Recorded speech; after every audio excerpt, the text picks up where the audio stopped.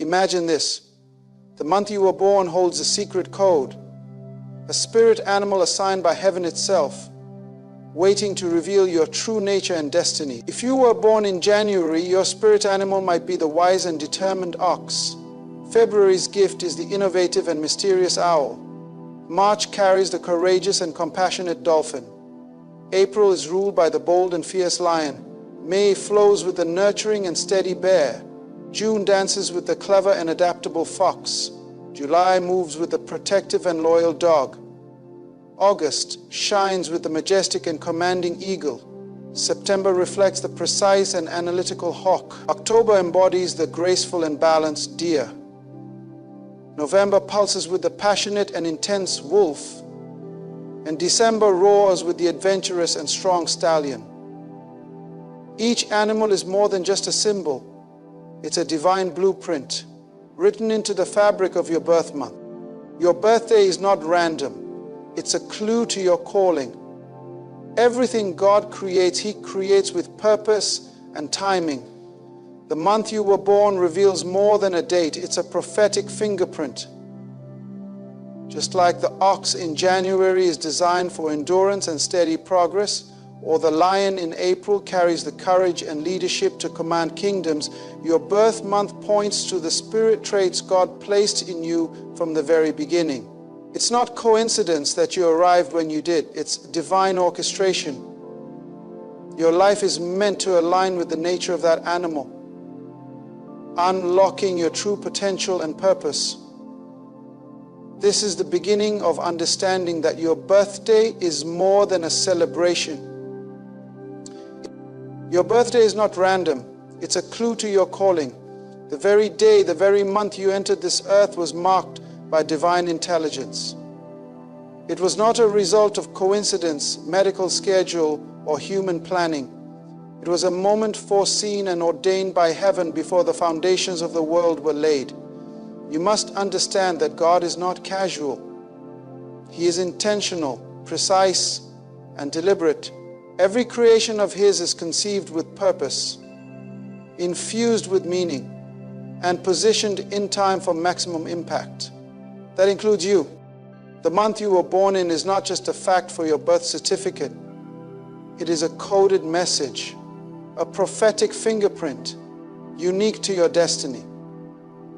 God does not release His children into the earth without embedding within them a specific identity tied to time. Just as the sun and moon were set to govern seasons and times, so too does your birth month signify a spiritual season assigned to your soul. You were released into a particular atmosphere, a certain climate, and a prophetic cycle. This isn't mystical, it's spiritual law. Think about it. Why would God allow Jesus to be born at a specific time in history, under a specific sign, in a specific city? Because time governs purpose.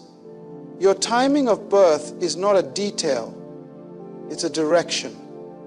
There are things about you, things buried deep in your personality, your instincts, your spiritual disposition, that are not accidental. They're tied to the season you were born into.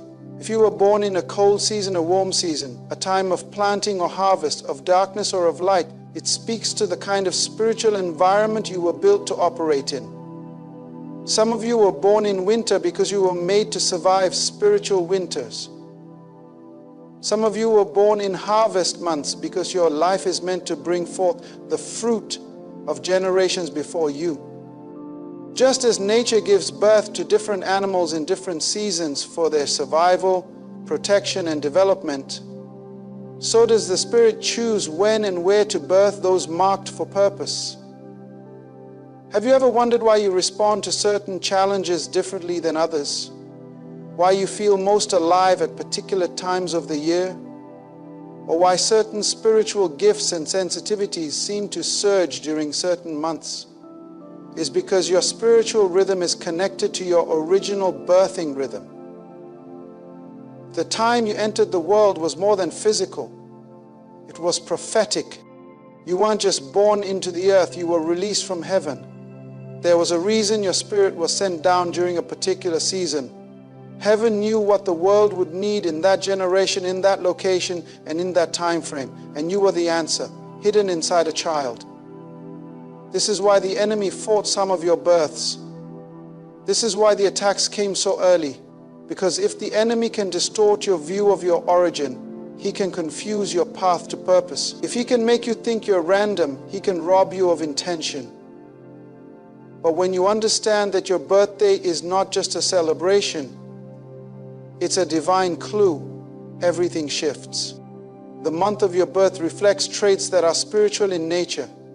Just like God called Judah a lion and likened his prophets to eagles, there are patterns in creation that mirror your own design.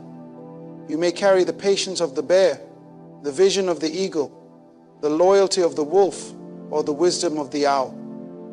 These are not symbols of fiction, but reflections of function. They are heaven's illustrations for earthly understanding. What you must grasp is that your natural traits, when refined by the Spirit, are clues to your supernatural assignment. People spend years trying to discover who they are, reading books, taking tests, searching endlessly for their why. But often, the first clue has been with them all along, the moment they were born. Your timing is sacred. God does not do anything without meaning.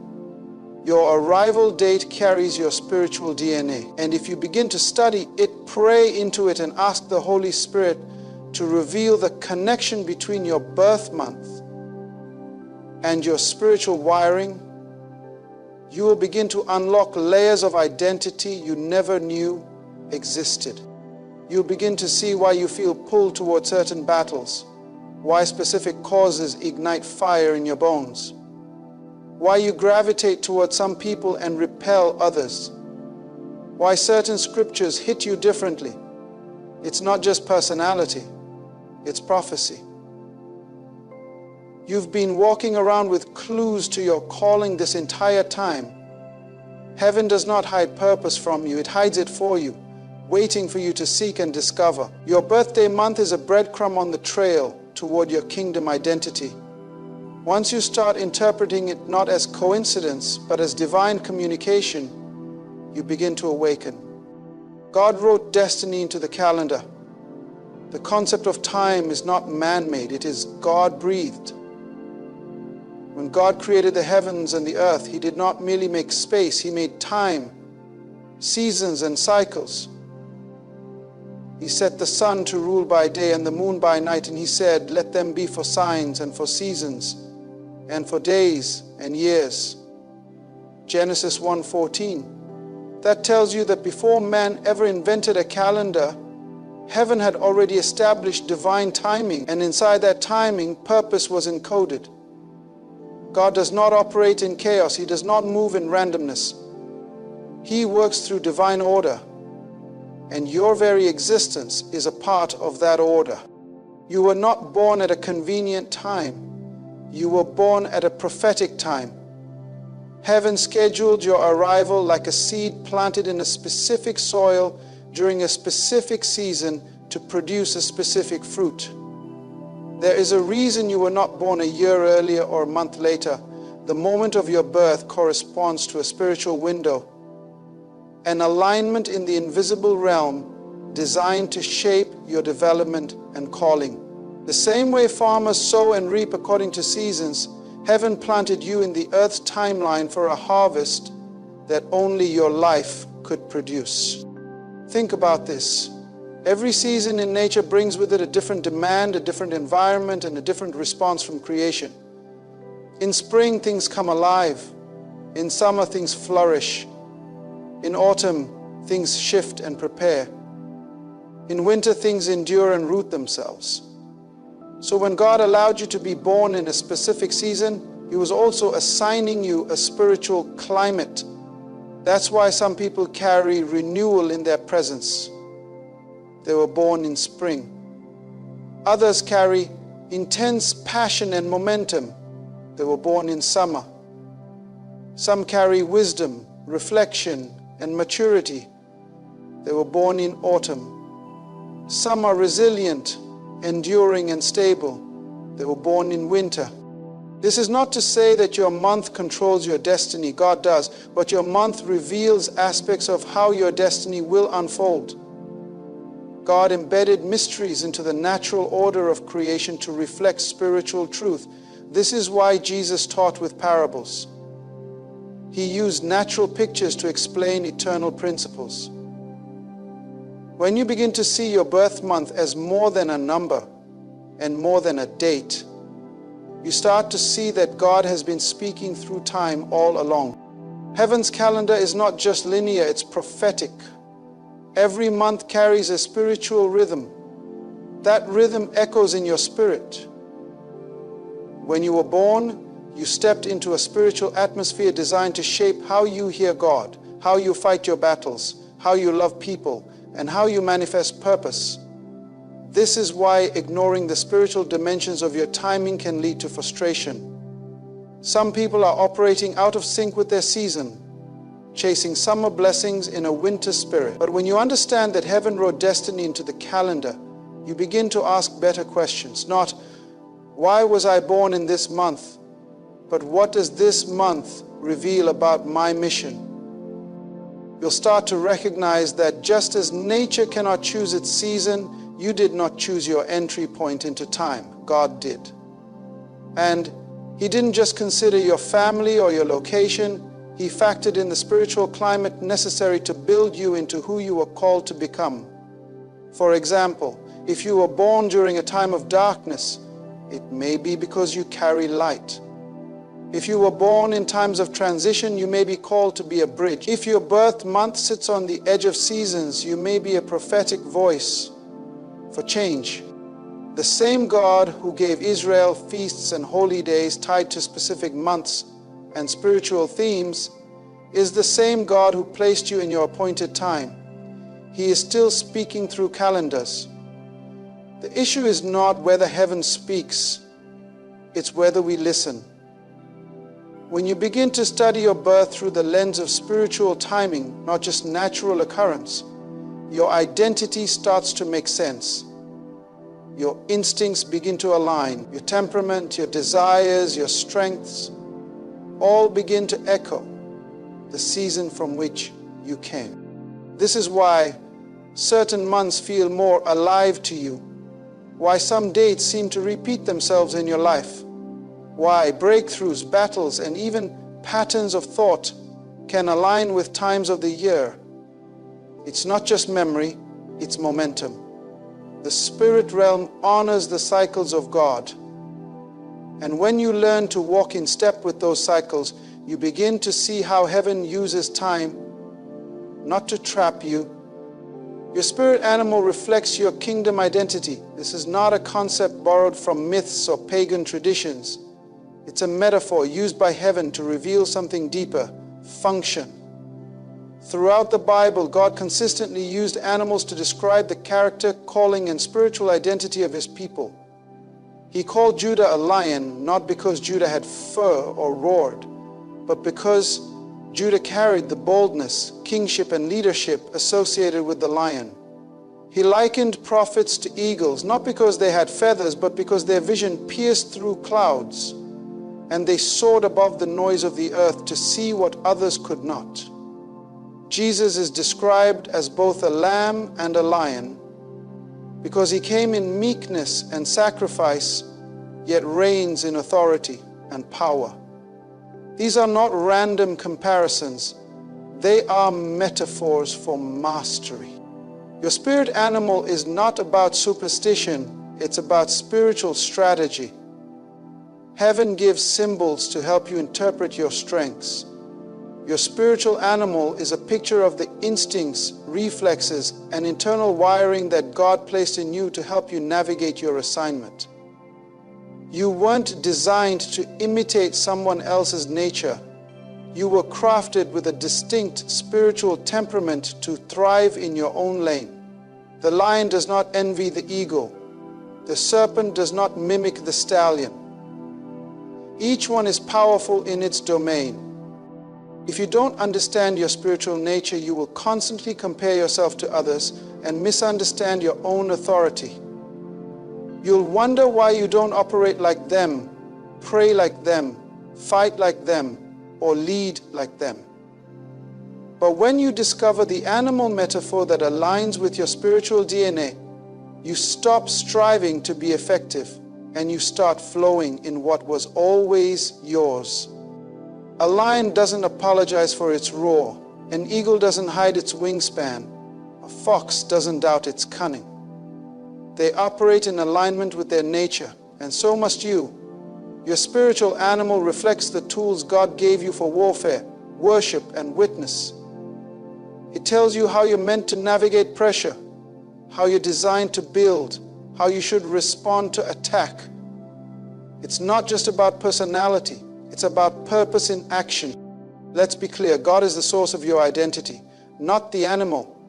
But the animal is heaven's mirror, a way to reflect your divine essence back to you in terms you can understand. When God shows you the nature of a lion, He's not trying to glorify the lion. He's trying to reveal the part of Himself that He placed inside you. Because remember, every animal trait, every symbol is a reflection of something eternal. The lion's courage, the eagle's vision, the serpent's wisdom, the ox's endurance.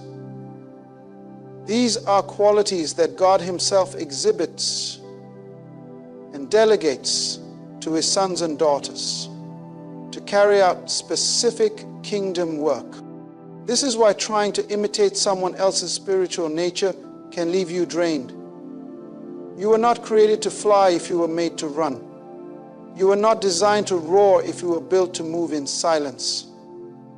Some of you carry the grace of the deer, agile, sensitive, fast-moving in tight spaces. Others carry the discipline of the ox, slow, consistent, able to carry burdens across long distances. Still others reflect the leopard, aggressive, sudden, decisive. It is not weakness to be different. It is wisdom to know your difference. God doesn't call you based on your appearance. He calls you based on your assignment. And the traits of your spiritual animal are heaven's indicators of what you're called to do and how you're called to do it. If you are a builder, your traits will reflect structure and stamina. If you are a protector, your traits will reflect boldness and resistance. If you are a visionary, your traits will reflect clarity, height, and distance. So many believers are frustrated in life not because they don't love God, but because they are out of sync with their own spiritual nature. They are lions trying to swim like dolphins, or eagles trying to burrow like moles. You were not meant to blend in, you were meant to stand out by divine design. The sooner you stop rejecting the traits heaven placed in you, the sooner you will operate in the flow of your calling. Understanding your spiritual animal is not about glorifying the beast, it's about glorifying the blueprint. It's about recognizing the fingerprints of the Creator in your instincts, your strengths, your tendencies. It is about permission to walk in your uniqueness with power, precision, and prophetic confidence. Heaven equips you with instincts, not just intelligence. Intelligence is powerful, but instinct is prophetic. It is the inner compass that heaven installed in your spirit, not to impress others, but to survive storms, escape traps, discern danger, and fulfill destiny. When God formed you, He didn't just give you a mind to reason. He gave you a spirit to respond. That response is instinct, divine sensitivity to spiritual atmospheres, timing, people, and purpose. It's how you know when something is off, even when everything looks right. It's how you sense a shift in your life before it ever shows up in your circumstances. That's not paranoia. That's not overthinking. That's spiritual instinct. Look at creation. The animals in the wild are not taught in schools. They don't read survival manuals. But the lion knows when to strike. The eagle knows when to descend. The salmon knows how to swim upstream. The turtle knows where to return to lay its eggs. How? Instinct. God embedded intelligence into their nature in the form of behavior patterns, And if God would do that for birds, beasts, and sea creatures, how much more for his sons and daughters? You are made in his image. That means your spirit is equipped with a built-in sensitivity to divine order. And if you ignore it, you'll start living by logic, but missing purpose. You don't win spiritual battles by overthinking. You win by discerning. Instinct is heaven's early warning system. It tells you to move when others stay still. It tells you to stay when others are rushing. It guides you away from relationships that feel good but lead to destruction. It pushes you toward places that are unfamiliar but necessary for your growth. That sudden sense in your spirit, that inner discomfort, that sudden peace when everyone else is panicking, that's not random. That's the voice of instinct, and it often speaks before your mind can catch up. The Bible is full of men and women who followed instinct before understanding. Abraham left his homeland without a map. Joseph interpreted dreams without education. Esther stepped into royal authority without political training. Jesus withdrew from crowds at the height of popularity, not because of fear, but because his spirit discerned it wasn't time. They moved by instinct because they were connected to heaven's rhythm. If you wait until everything makes sense to move, you will miss divine moments. Destiny doesn't always give explanations up front. It requires movement based on divine impulse. Instinct also protects. It warns. Just like a deer senses a predator before it sees it, your spirit can pick up on conversations, places, even assignments that don't align with your calling. That feeling of, this isn't it, that's not doubt. That's instinct. Heaven put it there to keep you out of places your mind might justify, but your spirit cannot survive. And yet, too many people override that voice in favor of logic, culture, or comfort. They think because something looks good on paper, it must be from God. But instinct will remind you, everything that glitters is not purpose. God never designed you to live solely by external cues. You're not led by trends or titles. You are led by the Spirit. And the Spirit communicates through instinct. It's how leaders emerge before they have followers. It's how warriors show up before the battlefield is ready. It's how visionaries build when there's no blueprint. Instinct says, move now. Instinct says, wait. Instinct says, this is the door. You don't need 1,000 confirmations when you are in tune with the spiritual frequency of your purpose. When you trust the God-given instincts inside of you, you begin to move with power, not permission. Even Jesus, the Son of God, operated with spiritual instinct. He knew what the Pharisees were thinking before they spoke. He perceived when virtue left his body. He discerned the hearts of people without them uttering a word. That wasn't just divine omniscience. It was spiritual instinct, sharpened through alignment with the Father. You were created to walk in that same flow. The more time you spend with God, the sharper your instincts become. The more you yield, the more you hear. The more you obey, the more confident you grow.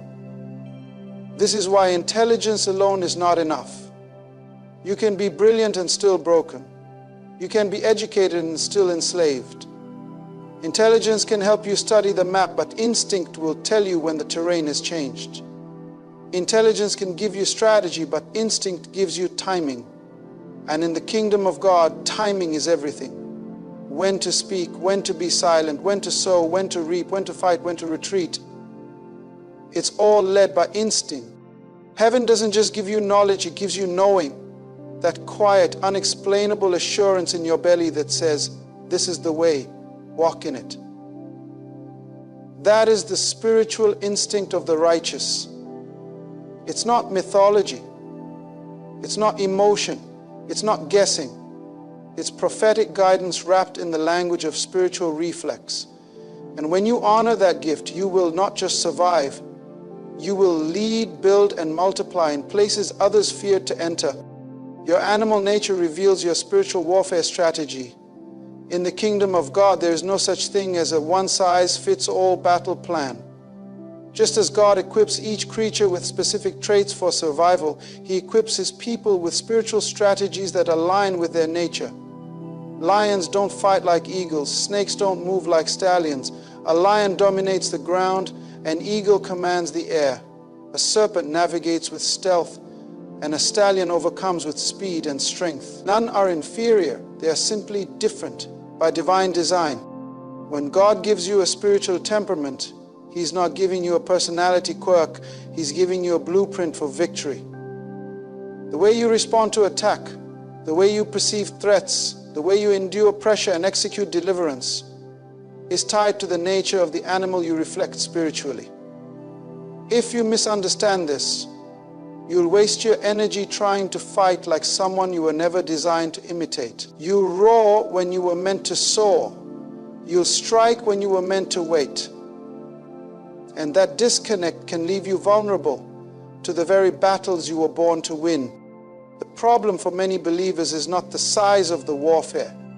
It's the misuse of their own nature. They're fighting in the wrong form. You cannot win warfare if you don't understand how heaven wired you to war. Some of you were made for silent precision, not loud confrontation. Others were born to confront head-on with a roar that makes the enemy tremble.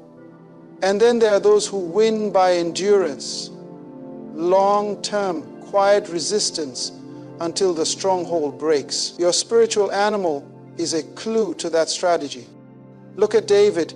He killed the lion and the bear before he ever faced Goliath. What does that tell us? That God trained him through his animal encounters for a greater warfare. His victories over beasts weren't accidents. They were rehearsals for national breakthrough. David didn't fight like Saul. He fought like a shepherd with lion killer instincts. Even Goliath couldn't understand him because David didn't come with sword and spear. He came with spiritual accuracy. He came in the name of the Lord with a strategy that matched his preparation. That's spiritual warfare in your divine nature. When God shows you that you carry the nature of a lion, He's saying you were built for territorial dominion. You don't retreat, you roar. You defend your ground and break fear with presence. If you carry the eagle nature, you win by elevation. You rise above confusion. You don't get pulled into noise. You see from above and strike with clarity. If your nature is like the serpent, God gave you the ability to move undetected, to operate in realms others fear, to dismantle strongholds through wisdom and timing. If your nature mirrors the stallion, then you win through momentum and endurance, covering vast spiritual territory with strength that never quits. Too many believers fight battles in forms that look powerful but feel unnatural. Just because a certain prayer style is loud doesn't mean it's effective for you. Just because someone fasts in a certain rhythm doesn't mean it matches your wiring. Just because another believer wars through song doesn't mean that's your sharpest weapon. You must ask God, how did you build me to fight? Because when you fight in your form, you fight in your flow. And when you're in your flow, the enemy has no grip. Your spiritual warfare strategy isn't just about defeating the enemy. It's about doing it without losing yourself. Some people win the battle but lose their peace, their joy, their identity because they fought out of alignment.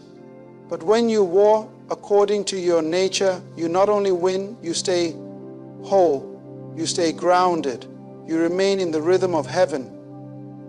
That's what makes warfare not just a struggle but a testimony. You overcame without becoming something God never intended. This is why God often trains you through trials that are tailor-made for your nature. If you're called to be a lion, He will send you into territories that require roar and resistance. If you're made as an eagle, He will allow winds to rise so you can learn how to soar on pressure instead of running from it. Your battles are not random. They're revelatory. They reveal the beast inside you that was crafted to carry out divine assignments with accuracy and victory. Understand this. The enemy is not afraid of your noise, he's afraid of your nature, because your nature carries divine intelligence. It carries an ancient rhythm that goes back to the mind of God when He formed you. When you embrace your form, you activate a spiritual warfare strategy that doesn't just defend, it destroys strongholds. It uproots lies. It dismantles fear. It liberates others. Your very presence becomes a weapon when your form matches your fight. Discovering your spirit animal awakens dormant power. There is a kind of exhaustion that comes, not from too much work, but from working against your nature. So many people are frustrated, not because they lack faith, but because they lack alignment. They're not flowing with who they are in the spirit. They've been taught to suppress their true nature, to mimic what looks successful in others, and to doubt the instincts God placed in them. But you cannot have dominion in a form you were never designed to carry. Power doesn't flow through imitation, it flows through alignment. Your spiritual animal is not a gimmick, it's a metaphor, a mirror that reflects the traits God embedded in you to accomplish your assignment. And when you finally stop rejecting who you are and start embracing how you were built, something unlocks. That thing you thought was a weakness suddenly becomes a weapon. That habit you thought was strange turns out to be your superpower. That tendency to observe, to move slowly, to strike suddenly, to think deeply, to feel intensely, all of that becomes fuel once it is channeled through purpose. You don't become powerful by trying to change your nature. You become powerful by accepting that your nature was never random. This is why some of the most spiritually gifted people often feel the most misplaced, because their animal nature has been buried under culture, comparison, and condemnation. They were told to roar less, soar less, feel less, speak less. But the enemy attacks what he fears, and what he fears is untapped divine energy. So he conditions people to hide their authority beneath politeness, fear, and overthinking. He tells the lion it's too aggressive. He tells the eagle it's too distant. He tells the serpent it's too strange. And the more you believe that lie, the more you shrink into an identity that has no anointing. But the moment you start to rediscover your divine nature, the atmosphere around you changes. What was once dormant starts to stir. You begin to hear in the spirit more clearly. You move with greater confidence. You stop asking for validation and start operating with vision. That's because you've tapped into the flow of your original design. Heaven doesn't anoint who you pretend to be. It anoints who you really are. When you finally embrace that you were built to see, built to hunt, built to climb, built to endure, authority begins to flow. And that authority is not loud, it's undeniable. You walk into rooms differently. You speak differently. You pray differently. You no longer tolerate environments that shrink your nature. You stop allowing yourself to be trained by people who never ask God who you really are. You start feeding the part of you that was made for war, for wisdom, for watchfulness, for worship. This is the awakening. This is when your dormant power stops sleeping and starts roaring. Understand this. Power is not always flashy. Sometimes power is quiet consistency. Sometimes power is unseen discernment. Sometimes power is patience that breaks demonic cycles. But whatever your form looks like, when you come into alignment with it, heaven backs you. The wind of God breathes on your words, your movement, your ideas, your steps, and people around you can feel the shift because you are no longer trying to be an echo. You are finally being the original sound you were born to release in the earth. This is what the enemy never wanted you to discover, that you were always equipped, you were always dangerous, you were always chosen. You just didn't recognize your nature. But now that you see it, now that you accept it, now that you walk in it, everything changes, because power doesn't come from trying harder. It comes from becoming who heaven already said you are. That's when miracles break out. That's when doors open. That's when influence grows. That's when demons tremble. Because they don't fear talent. They fear people who are in alignment with the divine code written in their very being. Remember this: your spirit animal is not just a symbol. It's a divine signature stamped on your soul. When you discover it, you awaken the authority God placed within you from the beginning. You are not here by accident. You are here on purpose, wired with power, designed for dominion, and called to walk in victory.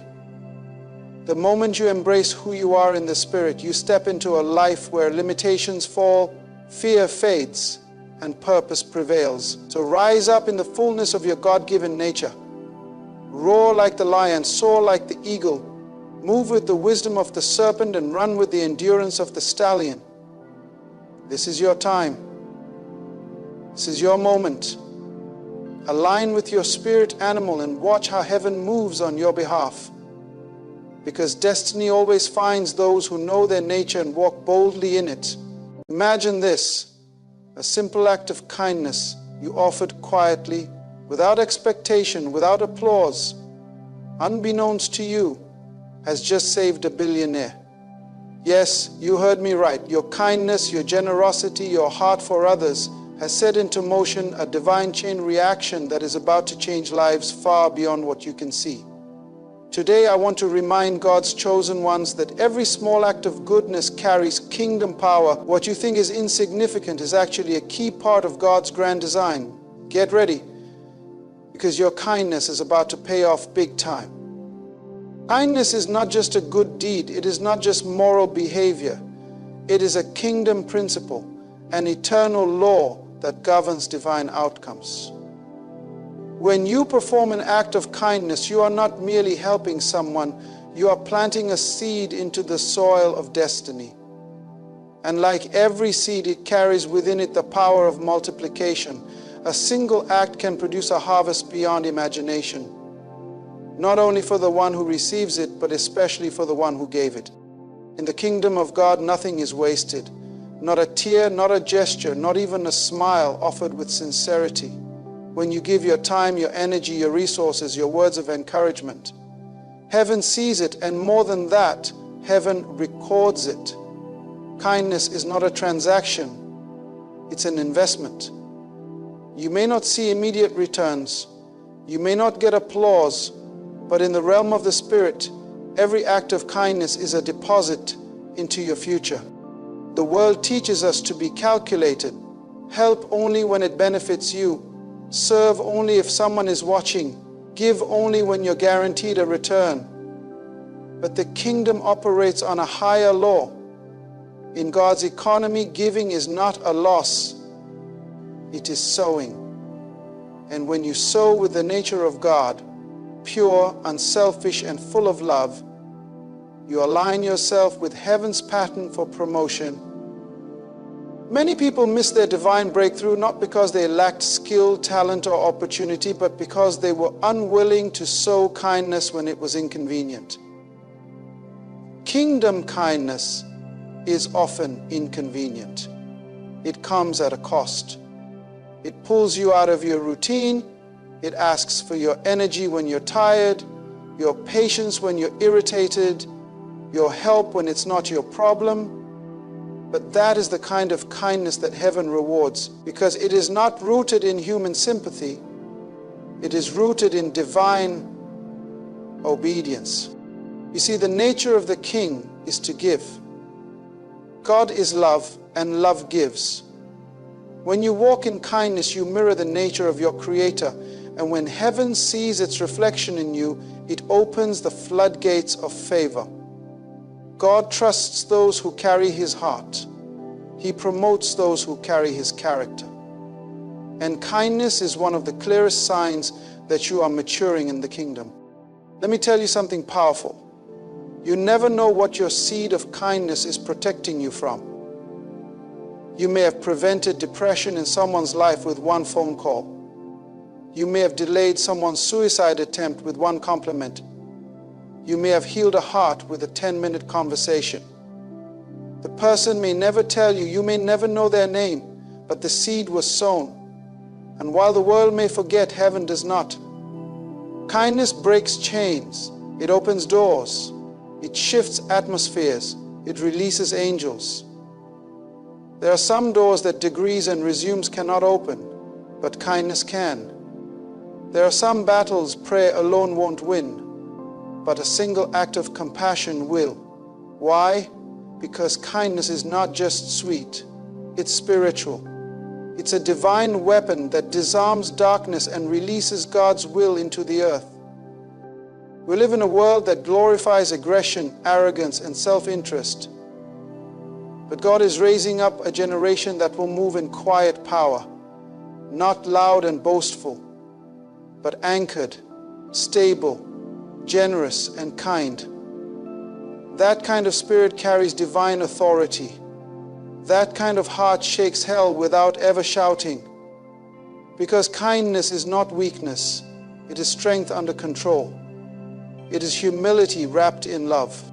There are people who will enter your life as a test, not a blessing. They are placed there not to lift you, but to reveal you. How you treat people who can do nothing for you is a clear sign of who you are becoming. And sometimes the person you help today will become the person God uses to elevate you tomorrow. That's why the Bible says, do not grow weary in well-doing, for in due season you will reap if you faint not. That fainting, that temptation to stop being kind is real. Because kindness costs something. But what it costs you now is nothing compared to what it releases into your future. Even when people misunderstand you, walk away, or treat your kindness as weakness, keep sowing. The seed is not wasted. It may look buried, but it's not dead. It's in process. There are angels assigned to bring the harvest in its appointed time. God is not unjust. He will not forget the work and love you have shown His name when you helped His people. Every kind act is building your legacy in the Spirit. Every kind act is a key to doors you didn't even know existed. Every kind act is a whisper to heaven saying, this one carries the King's DNA. When you act in kindness, you are not just doing good, you are revealing God. Kindness is not merely a moral action, it is a spiritual mirror. It reflects the very nature of the Creator. The kingdom of God is built on character, not charisma. And character is the invisible evidence that you belong to the Father. When you move in love, compassion, and selfless service, you are not just doing what is right, you are showing who you belong to. We are made in the image and likeness of God. That means our nature, when fully restored, should resemble His. God is love. God is merciful. God is patient. God is kind. So when you forgive, when you help, when you extend grace instead of judgment, you're not acting weak. You're acting like your Father. You're operating in your original design. The beauty of God's kingdom is that heaven is not impressed by titles, platforms, or public recognition. Heaven watches your nature. God is always scanning the earth, not for the loud, but for the loyal, not for the flashy, but for the faithful. And when He finds someone who reflects His heart, He marks them. He surrounds them. He elevates them in due season. We often want God to bless us based on our needs, but God blesses based on His nature. He blesses what looks like Him. He breathes on what aligns with His character. So when you operate in kindness, you step into a spiritual frequency where favor flows. Not because you're earning God's love, but because you're revealing His love. And God always responds to Himself. There are moments when you will feel forgotten. You will wonder if your goodness even matters. People won't say thank you. You will give and not get anything back. You'll help, and still be hurt. But let me tell you a divine truth. God never forgets who carries his nature. Man may forget, people may walk away, but God has a perfect memory and he honors his own reflection. You may not be famous on earth, but your name is known in heaven. You may be overlooked by people, but you are not invisible to God. In fact, the more you reflect his nature, the more attention you attract from the spirit realm. There are angels dispatched on your behalf, not because of your requests, but because of your resemblance to the King. Kindness is not something you turn on and off. It's not a strategy. It's an identity. It becomes your spiritual fingerprint. It becomes the proof that you've been transformed from the inside out. That's why the enemy fights your character more than anything else. Because if he can distort your nature, he can disconnect your favor. But when you stay aligned with the nature of God, nothing can stop what heaven has assigned to your life. There are records in heaven, divine archives. Nothing is lost in the kingdom. Every time you loved when it hurt, forgave when it was unfair, gave when you had little, showed up when no one else did, it was recorded. And heaven is not slow to reward. It is precise, strategic, timed to perfection. You don't need to chase validation when you carry God's nature. Your reward is not in the hands of people. Your vindication is coming from above. It's easy to mimic the world, to become hard, cold, selfish. But God is raising up a remnant who still carry his heart. People who don't compromise character for clout. People who love deeply, give freely, and walk humbly. These are the ones heaven promotes. These are the ones who change nations, not through noise, but through nature. So keep reflecting him. Keep embodying love, mercy, kindness, and truth. Because when you do, you're not just representing God, you are revealing him. And heaven always remembers its own.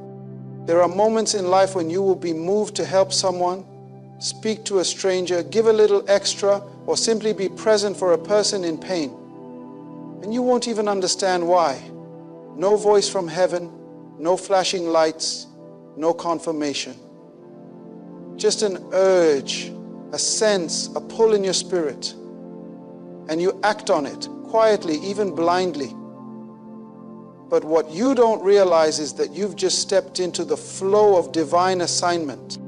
You see, your purpose is not always something you understand in the moment. In fact, the most powerful assignments in the kingdom are often hidden beneath ordinary acts. You may never know the impact of your words. You may never hear the testimony. But that doesn't mean it didn't matter. Purpose doesn't need your permission to work. It only needs your obedience. We've been taught to equate purpose with platforms, big stages, loud influence, visible accomplishments. But in the kingdom, purpose often wears the disguise of obscurity. Your greatest assignment might not come when you're ready. It might come while you're tired, busy, or distracted. It might show up in the form of a stranger you almost ignored. And God, in his sovereignty, will use that moment to fulfill something far greater than your awareness. This is why your obedience matters more than your understanding. Some of the greatest miracles in Scripture happened not because people understood what God was doing, but because they were willing to move even when they didn't. Mary didn't understand how she could carry the Son of God, but she said, "Be it unto me." Abraham didn't know where he was going, but he went. Joseph didn't know why he was in a pit, in a prison, but he remained faithful because purpose was at work behind the scenes. You don't need to know who you're helping. You don't need to know why God told you to be there. You just need to trust that if he moves your heart, there's a divine reason. Because God sees what you don't. He knows the end from the beginning. He orchestrates details you don't even know exist. You're not just a servant, you're a vessel. And when you yield, he flows. Sometimes you may feel small. insignificant, like your life doesn't have the impact others seem to have. But hear this clearly. God doesn't measure purpose by size. He measures it by obedience. Your role in someone else's destiny might look like a footnote to you, but in heaven's manuscript, it's a headline. One word you speak in kindness could break a generational curse. One moment of compassion could restore a soul on the verge of collapse. One silent prayer over a stranger could save a life. When you belong to God, your life is a living assignment. Every step, every delay, every unexpected turn, it's all part of a divine pattern. You're not just living randomly, you're walking through divine appointments. And many of those appointments are disguised as interruptions. That's why you must stay spiritually sensitive, stay available, stay humble, because the moment you think it's just another day, may be the moment heaven wrote about. There are people you were born to touch, conversations you were created to have, hands you were born to hold, tears you were assigned to wipe, prayers you were meant to release. And it's not always for you to understand, it's for God to fulfill. You're a carrier of answers, a deliverer of hope, a trigger for someone else's destiny. And even if you never know the impact this side of eternity, your obedience echoes in places your awareness has never reached. So don't wait to feel important before you move. Don't wait for recognition before you show up. You're not working for applause. You're moving on assignment. And that assignment is much bigger than you. It's bigger than your knowledge, bigger than your vision, bigger than your plans. Because you serve a God who weaves eternity through small acts of faithfulness. You are not just helping people. You are fulfilling prophecy. You are answering prayers you never heard. You are building something you'll only understand fully when you stand before the throne. And God shows you every life you touched without even knowing it. The most significant moments in your life will rarely come with a trumpet sound. They won't always arrive looking special. In fact, God often hides the miraculous inside the mundane. He wraps destiny in disguise, assignments in interruptions, and divine connections in everyday clothing. And if you're not spiritually aware, you'll call what was sacred random and miss what was actually a kingdom setup. The hidden test is the real test, not the one you prepared for, not the one you were praised for, but the one that showed up quietly when no one was watching. God doesn't test you to punish you. He tests you to reveal you. And what makes the test real is that it doesn't look like a test at all. It looks like inconvenience. It looks like a difficult person. It looks like a detour. But inside that ordinary moment is an extraordinary opportunity, a chance to show what's really in your heart. God has a pattern. Throughout Scripture, He hides royalty in rags, destiny in dirt, and answers in anonymity. David was just a shepherd boy in the field. Ruth was just a foreign woman gathering leftover grain. Joseph was just a prisoner forgotten in a dungeon. And yet, all of them were part of something far greater than what they appeared to be. The people who looked unimportant were carrying the future, and the ones who passed the hidden test were the ones promoted to purpose. The problem is we often want God to show up in obvious ways. We want the opportunities to be clear. We want the blessings to look like blessings. But the kingdom doesn't operate on appearance. It operates on discernment. Can you see God in the thing that doesn't look like God? Can you recognize heaven's strategy in something that looks like a setback? Many people fail the test because they're looking for the extraordinary and stepping over the divine in search of the dramatic. But God is watching how you treat the least of these. He is watching how you respond when no one is looking. Because how you handle what seems small determines if you can be trusted with what is great. There are people who came into your life not to bless you, but to test you. They didn't have anything to offer you. In fact, they may have been difficult, frustrating, draining, but their presence was the test. God was seeing if you could love when it's not easy, give when it's not rewarded, serve when it's not acknowledged. Not because you had to, but because your heart was aligned with His. And here's the truth: every hidden test is tied to a hidden reward. God doesn't waste obedience.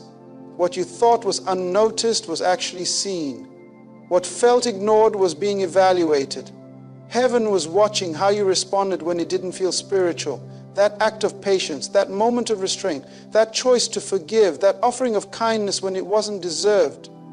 Those were your real exams. The promotion you've been waiting for may be on the other side of the test you didn't even know you were taking. The breakthrough you've been praying for may be connected to the way you handled a conversation with someone who looked unimportant.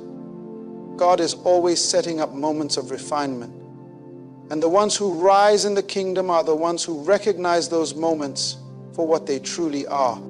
Don't despise what looks common. Don't rush past what looks ordinary. God is in the subtle. He's in the silent. He's in the slow. And often, what you think is a waste of time is actually a divine checkpoint in your journey. The opportunity to show character, humility, generosity, and grace. That is the real proving ground. You are not being overlooked, you are being observed. And the way you handle the hidden test will determine what doors open next. Because if you can be trusted in private, God will honor you in public. If you can pass the test that no one else saw, He will give you influence no one else can stop. The hidden test is the real test. And those who pass it walk into favor that can't be explained. Kindness is often misunderstood in the world. People see it as weakness, as something naive or soft. But in the kingdom, kindness is the highest form of obedience. It is the outward expression of your inward alignment with God's nature. When you choose kindness, you are not merely being nice. You are submitting to the very character of the Creator. You are saying, I will walk in love, mercy, and grace, because that is who God is, and that is who I am becoming. Obedience is the key that unlocks heaven's storehouse. It is the channel through which blessings flow. You can have talent, intelligence, or connections, but without obedience, those things will not release the full measure of God's provision. Kindness is obedience in action. It is the practical demonstration that you are tuned into God's frequency.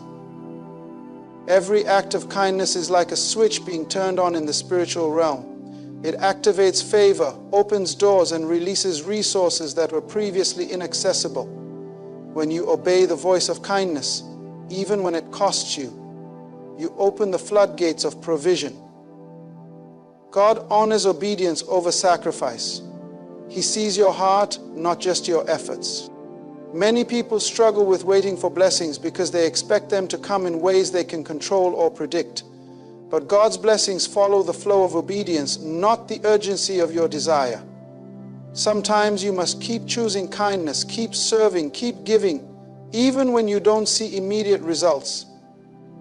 Because obedience is a process, not a one-time event. Kindness breaks barriers in the natural and spiritual worlds. It shifts atmospheres and releases peace where there was conflict. It disarms opposition and draws the hand of God closer to your situation. When you obey by showing kindness, you participate in God's divine strategy for provision. The world measures strength by power and control, but the kingdom measures strength by submission and obedience. When you obey God's nature through kindness, you are walking in true power, the power that moves heaven and earth. This kind of power does not intimidate, it invites. It does not dominate, It liberates. Blessings are not just material. They are also relational, emotional, and spiritual. When you obey by being kind, you align yourself with God's heart, and His blessings flow to every area of your life. Doors open, connections form, peace settles, and favor follows. You become a magnet for the supernatural. You don't have to strive to earn God's blessings. You simply have to obey His nature. And kindness is the clearest way to do that. It is a language heaven understands. A language that transcends culture, race, and circumstance. It is the language of the kingdom. So choose kindness today, not because you feel like it or because someone expects it, but because you recognize it as obedience to God. When you do, you position yourself to receive the blessings that follow the flow of obedience. Blessings that will exceed your expectations and change your life forever. What you called small, heaven called strategic. That seemingly insignificant moment, the smile you gave, the door you held open, the kind word you whispered, was never random. It was a carefully placed move in the divine chess game of destiny. Often we overlook the power of these small acts because we measure impact by size and spectacle. But God measures by obedience and faithfulness. And what looks tiny to us can be monumental in His eye. Every act of kindness is a strategic deployment in the kingdom. It may be invisible to the natural eye, but in the spiritual realm, it's a ripple that grows into a wave. You might have thought, this is just a small thing. It won't make a difference. But heaven was writing history. You were shifting timelines. You were part of a plan much bigger than you realized. There are stories in the Bible and in history where a simple gesture changed the course of nations. The handshake that sealed an alliance. The meal shared with a stranger that opened doors to destiny. The invitation to a feast that saved a life. Your kindness may have been just such a moment. Perhaps you unknowingly saved a king from despair, a leader from doubt, or yes, even a billionaire from ruin. Maybe that one act of kindness stopped a downward spiral. Maybe it gave someone the strength to keep going, the hope to rebuild, or the peace to make a better decision. And you don't even know it yet. You see, God's ways are often hidden in plain sight. What looks like coincidence is divine orchestration. What appears as chance is kingdom strategy. Your kindness was not just an act of generosity. It was a strategic move in a divine plan that impacts far beyond what you can see. Don't ever minimize what you do in kindness. Don't ever think your small acts don't matter. The smallest seed can grow into the tallest tree. The quietest voice can start a revolution, and the simplest act of kindness can save a life and sometimes save a nation. Heaven remembers, heaven rewards, and one day when the full story is revealed, you will see that your kindness was not small at all. It was strategic, powerful, and vital to the unfolding of God's perfect plan. Now listen carefully. You were never meant to understand every piece of the puzzle. You were only called to be faithful with what God placed in your hands. Your kindness, your obedience, your faithfulness. These are the seeds of a future harvest that heaven has already secured.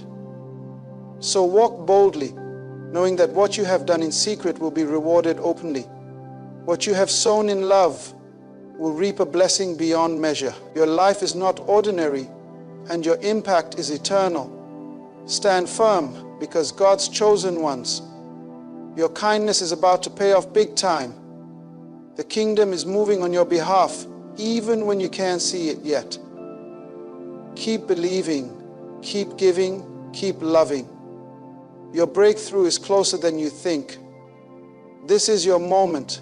Step into it with confidence and faith. There are no accidents in the kingdom of God. If you are hearing this message right now, it is not by chance. It is not an algorithm. It is not a coincidence. It is a divine appointment.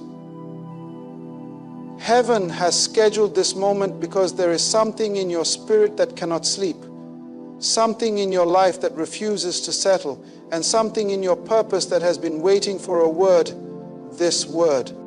The greatest moves of God don't begin with noise, they begin with signs. Quiet ones, subtle ones, repeated ones. And while most people walk right past them, the chosen can feel it. Something is shifting, something is calling, something invisible is reaching for something eternal in you. You've been sensing it, that inner pull, that spiritual tension, that hunger for more. You've been surrounded by people who don't see it, don't feel it, and don't understand it, but deep down, you know. You're not like them. You weren't created to blend in. You were born to be set apart, marked, commissioned, chosen. And tonight, God is confirming what your spirit has been whispering for years. So lean in, pay attention, because what looks small right now is actually sacred. What feels like coincidence is actually confirmation. And what seems like a message for many is a summons for one. Let's begin. Every move of God begins with a sign, not a crowd. When God is preparing to release something into the earth, whether a deliverer, a movement, a message, or a miracle, He does not begin with mass announcements or grand stages. He begins with a whisper, a signal, a sign, and it is never delivered to the majority. It is always revealed to the minority, who are spiritually tuned, privately consecrated, and prophetically aligned. The crowd has never been God's target for revelation. Crowds follow after the miracle, but the chosen discern the movement before it manifests. Before Jesus turned water into wine, there was a mother who saw the sign. Before David stood before Goliath, there was a prophet who poured oil on a shepherd boy no one believed in. Before the Red Sea parted, there was a burning bush in the wilderness that only one man saw. These signs weren't loud. They weren't posted on palace doors. They weren't sent to the rulers of the age. They were sent to those who could interpret divine signals in obscurity. God hides His secrets not because He is trying to be mysterious, but because He is preserving the sacred. He does not throw revelation to the careless. He does not announce destiny in the market square. He confirms it in private moments that often feel too small to be significant. But that's how heaven works. It packages eternity in moments we almost overlook. The wise men saw a star that others ignored. Why? Because God doesn't speak to everyone in the same way. He speaks to those who are watching, those who are listening, those who are chosen. And here's the divine principle. If you're looking for God in the noise, you will miss Him. He moves in patterns, not promotions. He reveals purpose through alignment, not advertisement. When Elijah was running from Jezebel, the Lord didn't come in the earthquake or in the fire. He came in a still, small voice. What a contrast. What a strategy. While the world looks for the spectacular, God places the supernatural in the subtle. He wants to see if you can discern Him without the spotlight. Can you recognize the voice without the volume? Can you catch the vision without the validation? This is why the chosen are often misunderstood, because they move based on signs no one else saw. They obey instructions no one else heard. They step out in faith when others are still looking for evidence. It's not arrogance, it's obedience. When you've received a sign from God, you are no longer waiting for consensus from men. The confirmation didn't come from social media. It came in the silence of prayer. It came in the fire of the trial. It came in that midnight moment when you almost quit, but the Spirit said, "Not yet." Crowds are reactive. They move when something happens. But the chosen are proactive. They move when God whispers. They don't need applause. They need alignment. They don't follow trends. They follow truth. That's why some of you have been feeling out of place, misunderstood, even alone. It's not rejection. It's redirection. God has separated you not because you're less, but because you are being prepared to hear what others can. You are being trained to detect the invisible movements of the Spirit. When God chose Mary to carry the Messiah, He didn't consult the temple board or the priests. He sent a word through an angel into a hidden room where no one else was watching. That's how He works.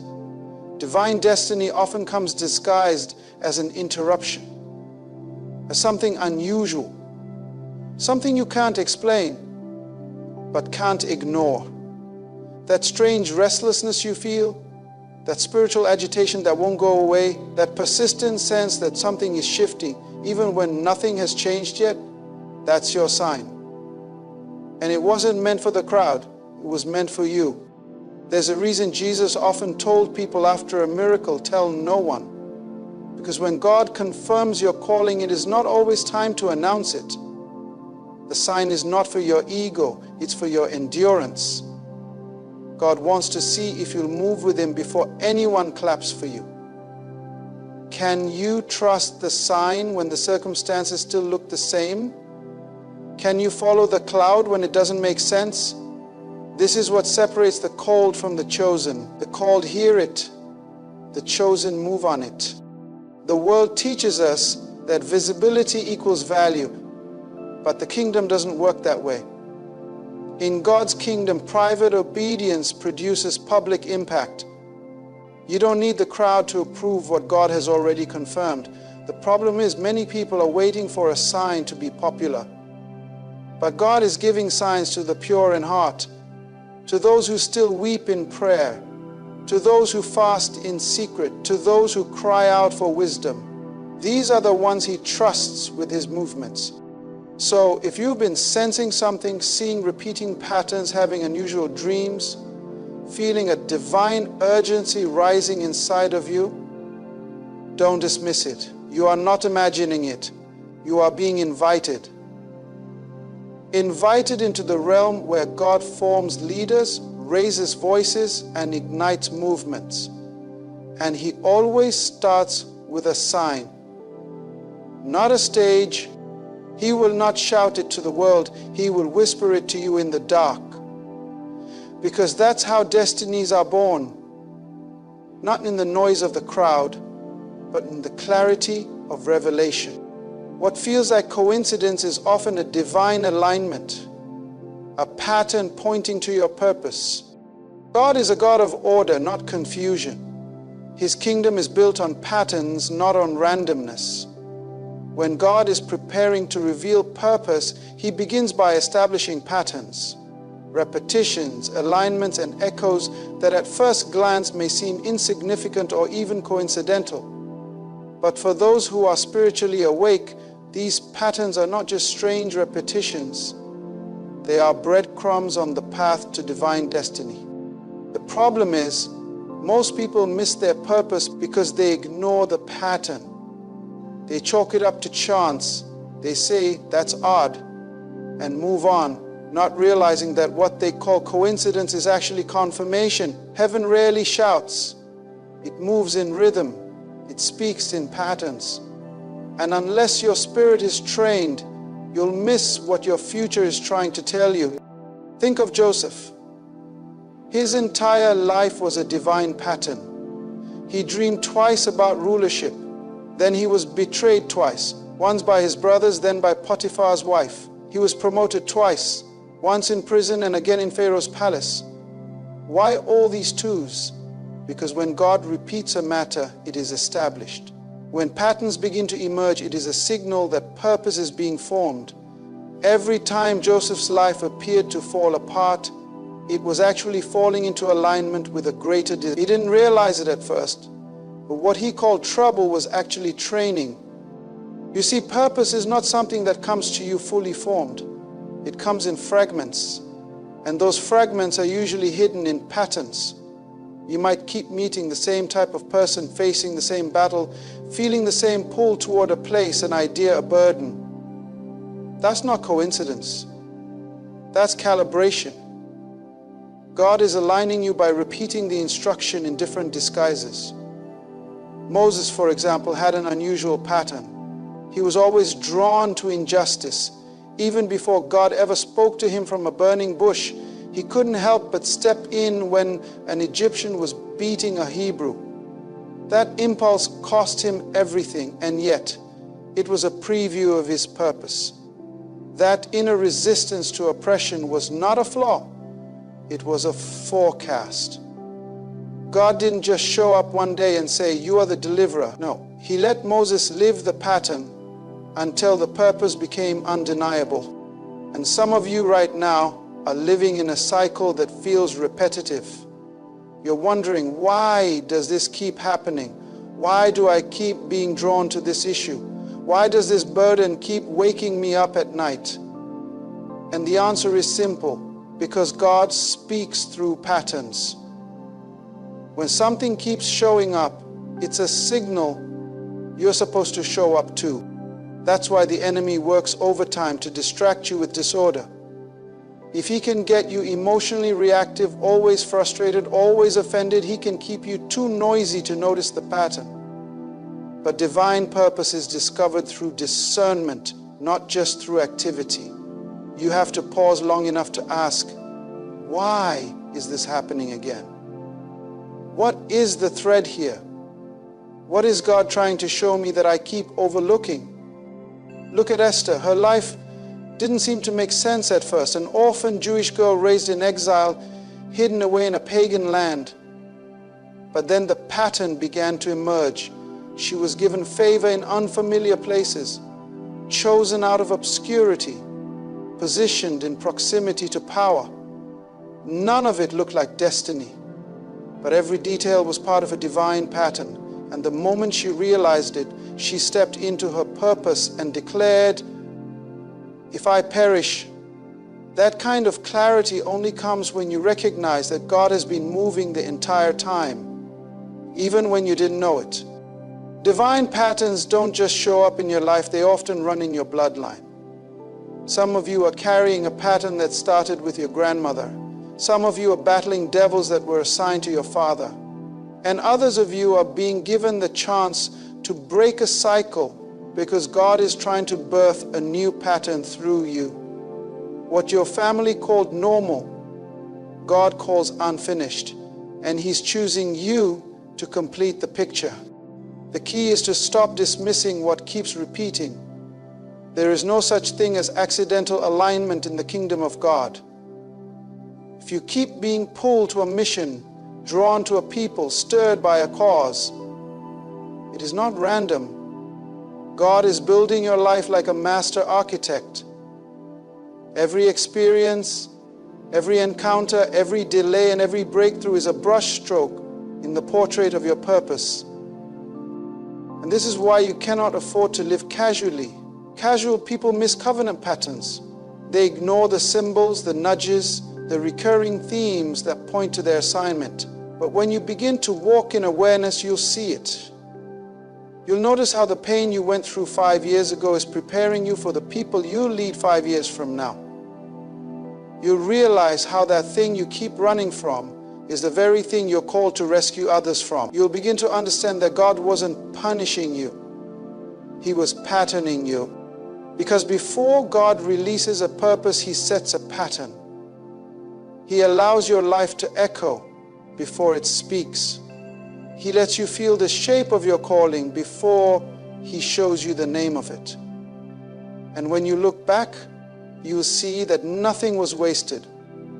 Not the loss, not the loneliness, not even the mistake. It was all part of a divine alignment leading you exactly where you were always meant to be. If you're waiting for comfort, you miss your calling. God's signs show up on time, not on your schedule. One of the greatest misunderstandings we have about God is the assumption that He operates according to our calendar, that somehow the Creator of time must submit to the comfort of our timelines. But when you walk with God long enough, you begin to realize something sobering and powerful. God is never late, but He is rarely early. His timing is not built around your comfort. It is aligned with your calling. He doesn't move when you're ready. He moves when it's right. We see this again and again in Scripture. When God was ready to raise up a deliverer for Israel, He did not consult Moses' feelings. Moses had already been in Midian for 40 years. He was settled, hidden, and likely trying to forget the past. But God showed up in a burning bush, not in a palace or a quiet prayer. It wasn't the most convenient moment. It wasn't the most stable chapter in Moses' life, but it was the exact moment heaven had written into history. God had a nation to deliver, and Moses' comfort couldn't compete with that agenda. You see, if you demand convenience, you disqualify yourself from obedience. God's instructions often arrive when you're overwhelmed, unsure, or unprepared, at least in your own eyes. But He doesn't call the prepared. He prepares the called. And the first test is not your talent, it's your trust. Will you move when it's uncomfortable, uncertain, and seemingly untimely? Jesus was born not in a time of peace and prosperity, but under Roman occupation, in a dirty stable, to a poor, unmarried girl. In the natural, everything about that timing seemed off. Yet Paul would later write, when the fullness of time had come, God sent forth His Son. Galatians 4:4. Heaven's view of timing is not based on luxury. It's based on fulfillment. It's not about what's convenient for us. It's about what's strategic for the kingdom. Some of you are praying for signs, and God has already given them. But because they didn't arrive in the way or when you expected, you overlooked them. You're waiting for clarity before you obey, but God is waiting for your obedience before He gives clarity. The breakthrough doesn't come before the step, it comes after. The water didn't part when Israel stood at the edge. It parted when they walked in. The walls of Jericho didn't fall when they prayed. They fell when they obeyed the bizarre instruction to walk and shout. The timing of God is connected to your surrender, not your schedule. That's why delay is often the training ground of the chosen. God will let you sit in a season longer than you expected, not to punish you, but to prepare you. He's stretching your discernment, building your spiritual muscles, and breaking your addiction to human timing. Because if you only obey when it makes sense, you'll never walk in the supernatural. The miraculous lives on the other side of inconvenience. Think of Abraham. God told him, leave your father's house, your country, your kindred, and go to a place I will show you. Not a place that was already on the map, not a 5-year plan, a step without details, a calling without coordinates. And Abraham went, not because it was convenient, but because it was God. The ones who see the hand of God are the ones who move when others would wait. If Joseph had been released from prison 1 year earlier, he would have remained a free man, but he would have never become prime minister. Timing matters.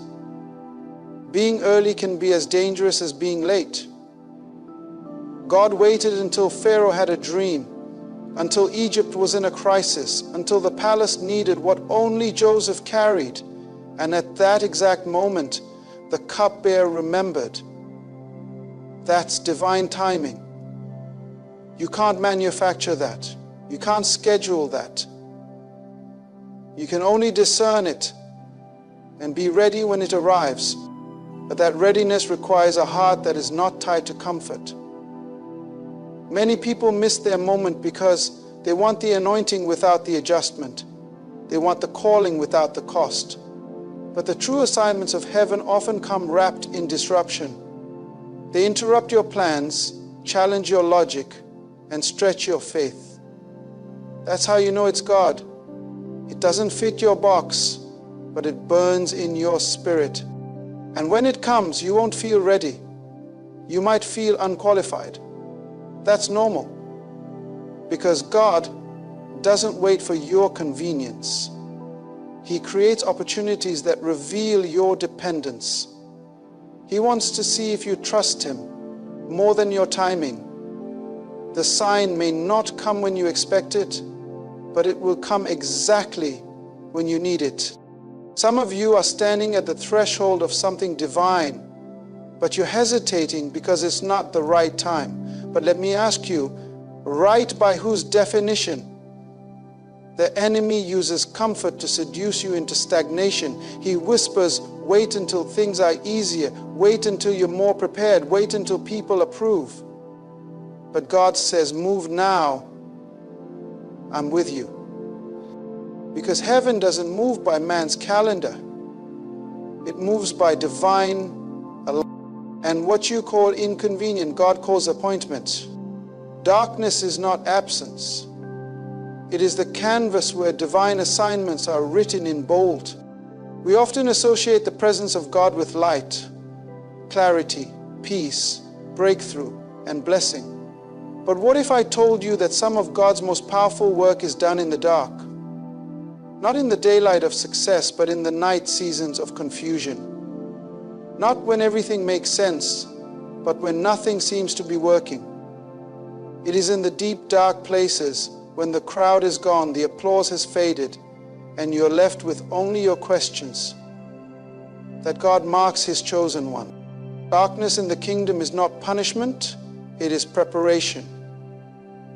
It is not silence, it is strategy. When God hides you, when He cloaks your season in mystery, it is not because He has abandoned you, it is because He is writing something sacred. And sacred things are never written in public, they are written in private. In the night. Look at how God operates. Jacob wasn't changed in the day. He wasn't transformed in front of a crowd. He was marked when he wrestled with God alone at night.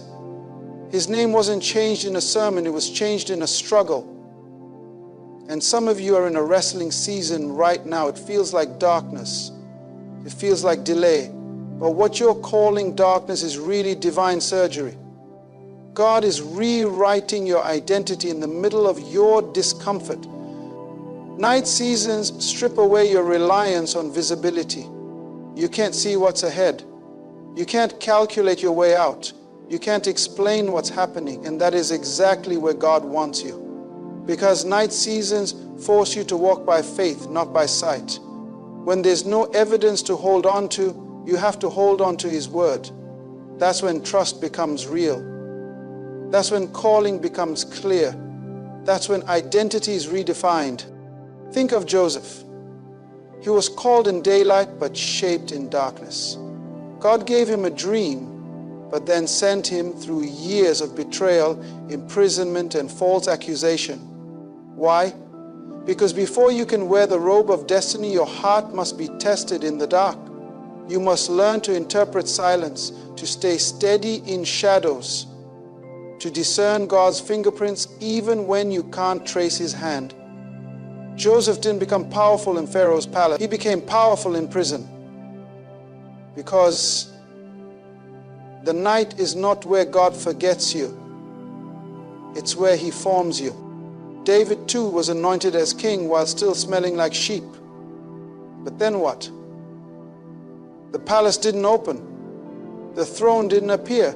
Instead, he was sent back to the field, then into battle, then into caves, running for his life, fighting for survival, hiding in obscurity. Why? Because destiny without darkness produces arrogance. The cave was not a detour, it was a design. Because it's in the cave that you learn who you really are. Not the image, not the expectation, the essence. It's in the cave that Psalms are written, that character is forged, that the heart of a shepherd becomes the heart of a king. Jesus Himself, the Son of God, was born at night. not just in a physical sense, but in a spiritual one. He came into a world under Roman oppression during political chaos to a virgin whose reputation was under suspicion. No fanfare, no announcement in the temple. Just angels showing up in the dark to shepherds in a field. Why? Because night is a theater of God's hidden glory. It's where the world sleeps, but heaven speaks. And even in his final hour, Jesus embraced the night. He prayed in Gethsemane under moonlight.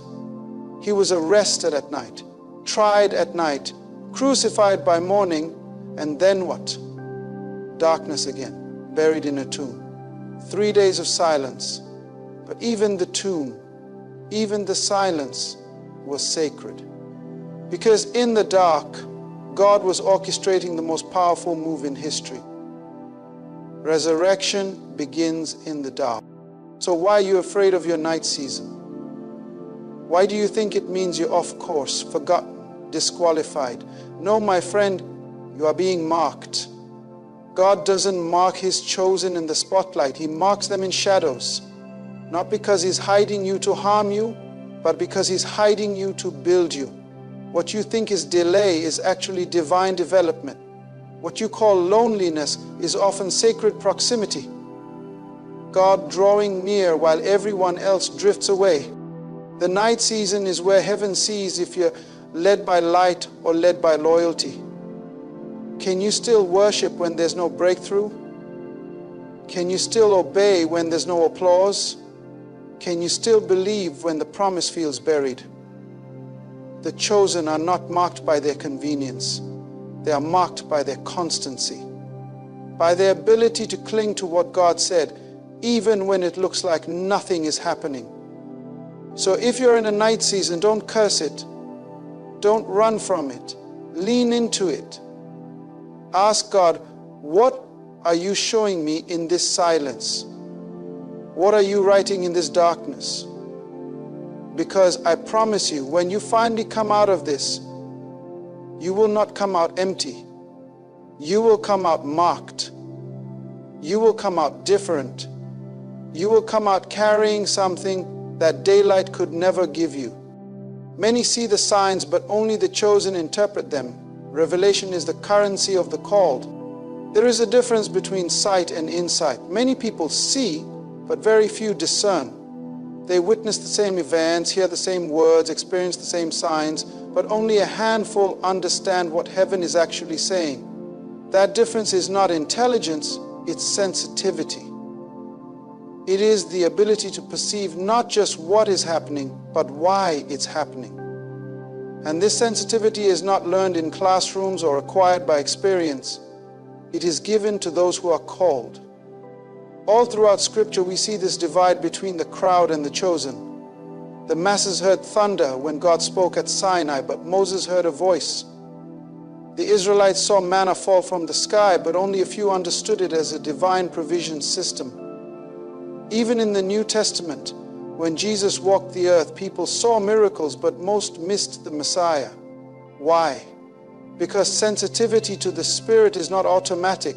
It's the proof of your selection. When God chooses you, he gives you access others don't have. This is why Jesus said, "He who has ears to hear, let him hear."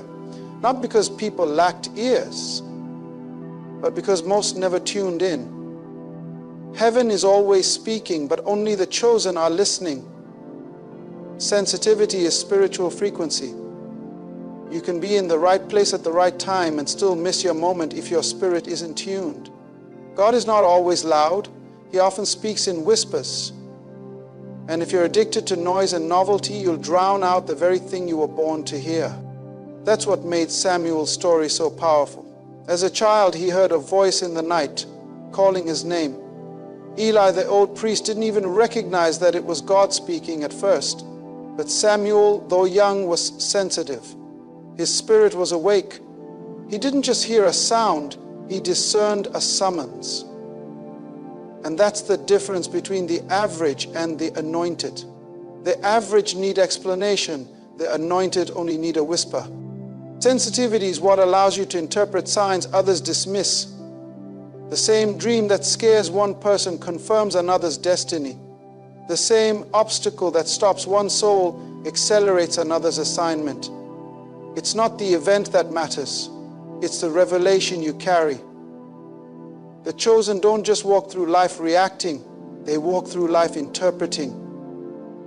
Every delay, every meeting, every conversation is filtered through spiritual discernment because they understand God doesn't waste anything. He speaks through everything. This is why the enemy fights so hard to dull your spirit. He bombards you with distraction, anxiety, busyness, and noise because he knows that if you ever become sensitive again, if you ever start discerning again, if you ever start recognizing divine patterns again, you will step into dangerous territory, dangerous to darkness, dangerous to mediocrity, dangerous to everything that was meant to keep you average. Look at the wise men from the East. They weren't Jewish, they weren't prophets, but they were watching the sky. They were spiritually sensitive. And when the star appeared, they knew what it meant. They packed their bags and journeyed for months to find the King of Glory because they didn't just see light, they saw meaning.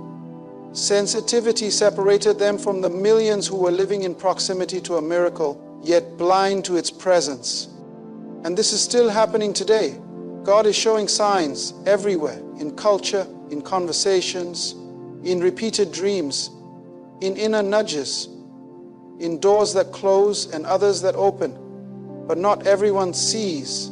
Some brush it off as random. Others are too distracted to notice. But the chosen, they pay attention.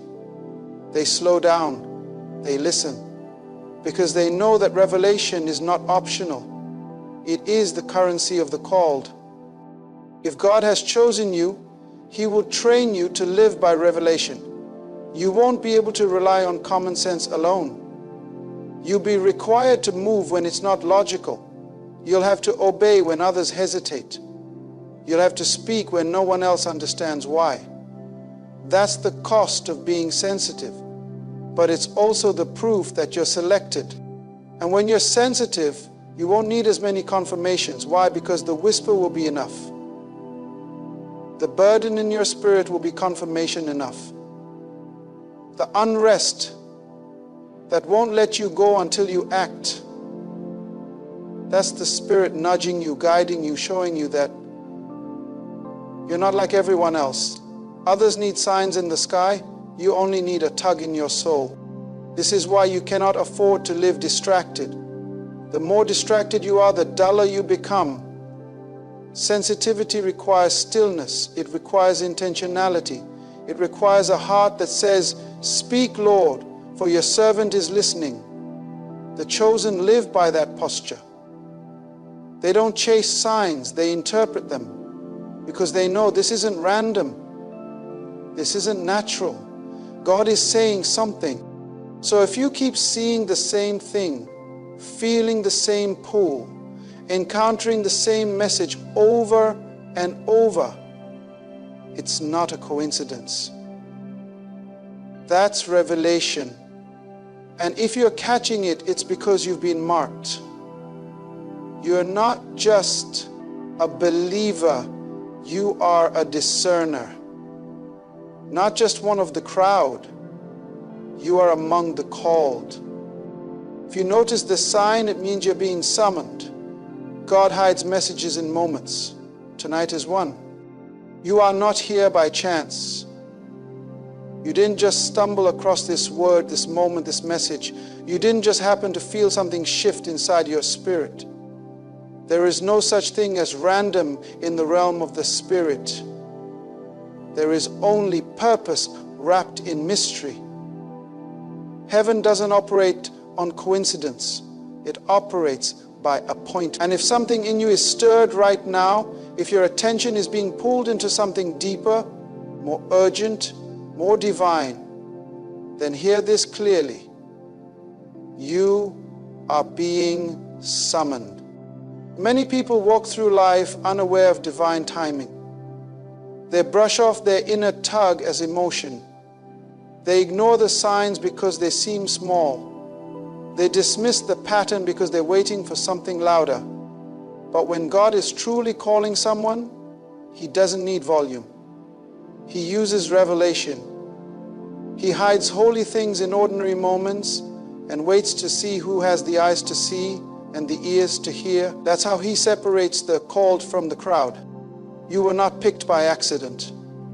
You were appointed by heaven's design.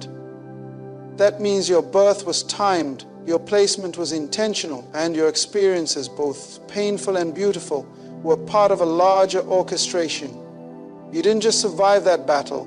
You didn't just endure that storm. You were being qualified by it. Every attack was evidence that you carry something hell fears. Every rejection was a redirection toward the divine. You weren't being overlooked, you were being set apart. When God gets ready to raise someone, He always tests their awareness first. He sends signs not to entertain, but to engage. Not to impress, but to invite. And only those with spiritual sensitivity will respond. That's why the burning bush was not just about fire, it was about focus. The Bible says when the Lord saw that Moses turned aside to look, then God called to him, Exodus 3:4. In other words, the sign became a summons the moment it was known. That's what's happening to you. You noticed. Others may have scrolled past, yawned, or dismissed it, but you paused. Your spirit leaned in, your heart whispered, "This is for me." That is not a reaction, that is recognition. And recognition is the first sign that you've been chosen. The world is filled with noise, but the chosen are the ones who catch whispers. God doesn't call people based on popularity. He doesn't select based on human standards. He looks for the one who responds to the invitation. The one who doesn't need all the answers before saying yes. The one who feels the weight of something greater even when they can't explain it. You don't need clarity to obey, you need confirmation in your spirit. And if you're sensing it now, that's it. Now, come, my friends. Appointment doesn't always come with a ceremony. Often it comes with a disturbance. A moment that shakes your routine. A phrase that won't leave your mind. A sign that keeps showing up. A night where something ordinary suddenly feels holy. God doesn't always send angels. Sometimes He sends alignment. And it's only those who are marked who realize this isn't normal. This is a message. Think of Gideon. He was hiding, afraid, feeling small. But the angel of the Lord appeared to him and called him a mighty man of valor. Why? Because heaven speaks to identity, not insecurity. God doesn't speak to you based on where you are. He speaks based on where He's taking you.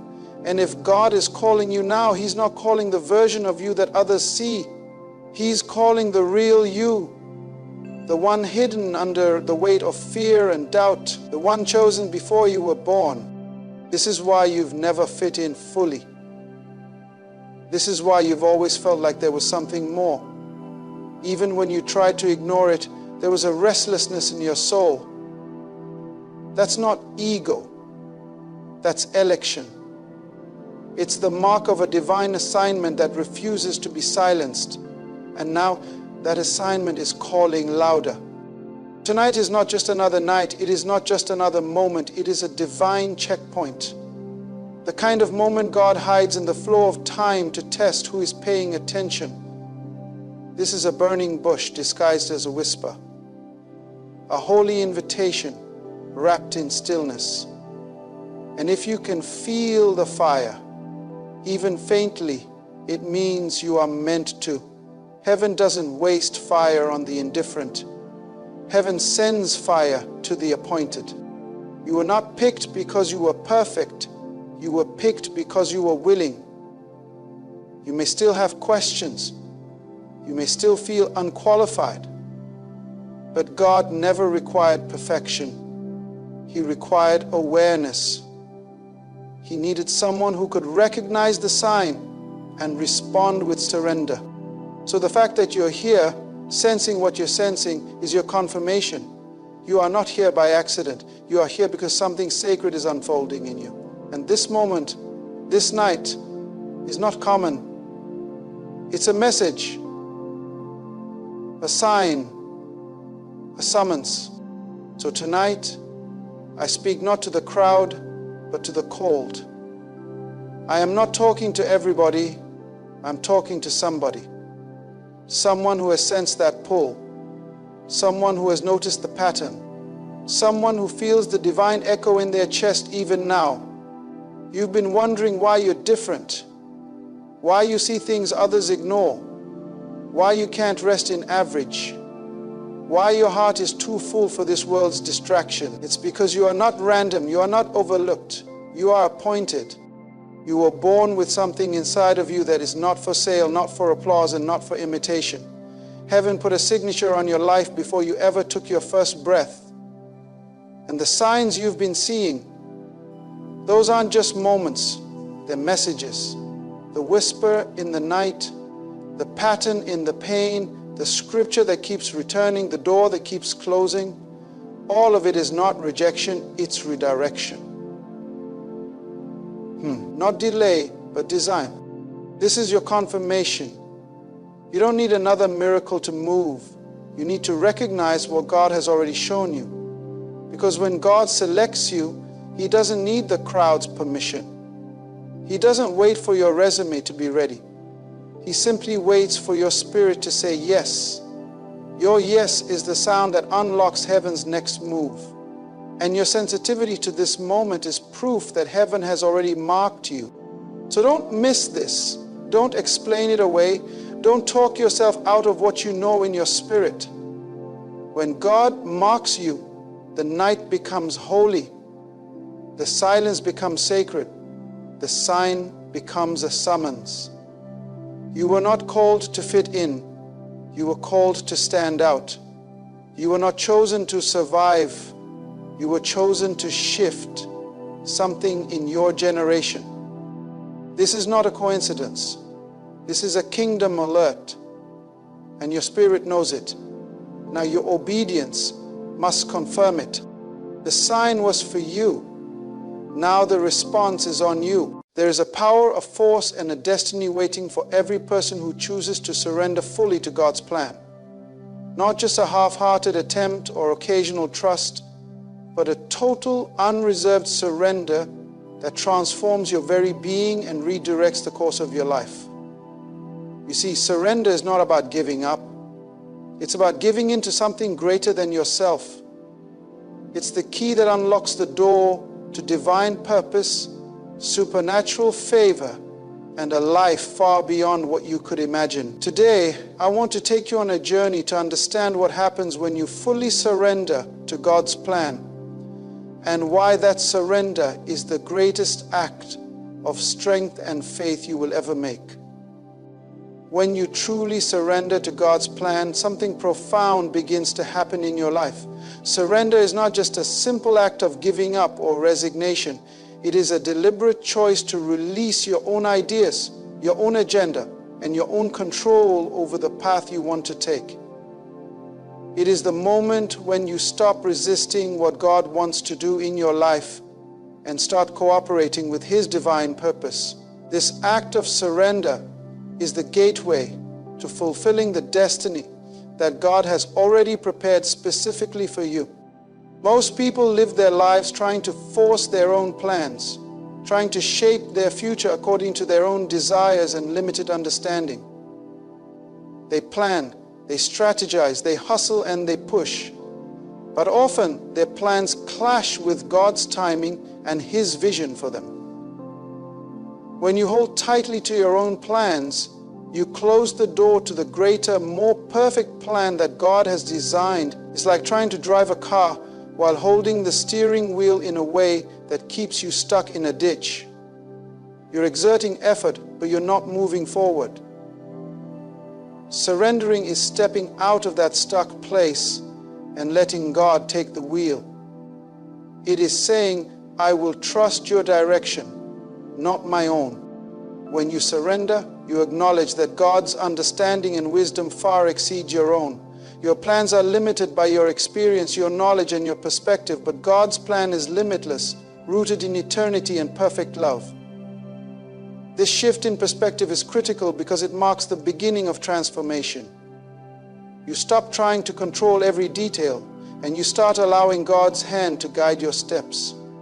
In that moment, you open yourself up to a purpose far greater than anything you could have imagined on your own. This surrender does not mean that you become passive or indifferent.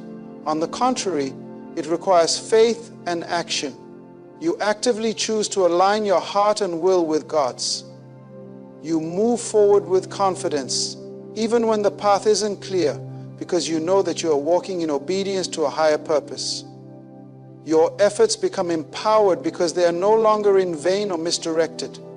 They are infused with divine intention. Your labor, your sacrifices, your dreams all begin to work together as part of God's master plan unfolding through you.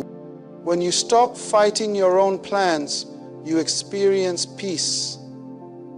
Fighting your own plans creates tension, anxiety, and frustration because you are constantly battling against the current of God's perfect timing. But surrender brings rest. It is the relief of finally realizing that you don't have to carry the burden alone. You are no longer the sole architect of your destiny. You are a co-laborer with God, and this partnership is powerful beyond measure. Moreover, when you surrender, you become more sensitive to God's voice. You learn to hear His guidance through prayer, through scripture, and through the circumstances that surround you. You develop a spiritual intuition that helps you discern the right opportunities and avoid pitfalls. You begin to see doors open and close in ways that confirm you are on the right path. This clarity is a direct result of surrender because it aligns your spirit with God's purpose, enabling you to walk confidently and decisively. Surrender also brings about humility. It teaches you to depend not on your own strength or wisdom, but on God's. This humility is not weakness. It is the foundation of true greatness. It positions you to receive divine favor, blessings, and supernatural provision that you could never earn or manufacture on your own. When you surrender, you are acknowledging that God is the author of your destiny, and you are simply the vessel through which His plan is carried out. Surrender is the key that unlocks your unique purpose. God has a specific destiny for you, a plan that no one else can fulfill in the way you can. When you surrender fully, you begin to walk in that destiny with power and authority. You start to see the fruits of your life's purpose manifest in your relationships, your work, and your impact on the world around you. It is in surrender that you step into the fullness of who God created you to be. When you practice total surrender, something remarkable takes place within your spirit. Clarity begins to dawn where before there was confusion and doubt. This clarity is not just about understanding facts or gaining knowledge. It is a divine revelation that opens your spiritual eyes to see God's perfect blueprint for your life. When you hold on tightly to control, your vision is clouded by fear, anxiety, and limited human understanding. But when you release that grip and fully surrender, you create space for God's wisdom to illuminate your path. Most people struggle because they try to navigate life through their own reasoning and human logic. They want to control every outcome, micromanage every detail, and anticipate every obstacle. This kind of control, however, often blinds them from seeing the bigger picture, the divine plan that is unfolding behind the scenes. It's like looking through a fogged-up window, trying to make out shapes and directions, but never quite seeing the full landscape. Total surrender clears that fog. It is the act of saying, I don't need to understand everything right now, but I trust that God's plan is perfect. Letting go of control is not easy. It challenges our natural instincts to protect ourselves and our futures. But surrender is a declaration of faith. A faith that God's timing is perfect and that His plan is flawless. Once you make this choice, you start to experience a shift in perspective.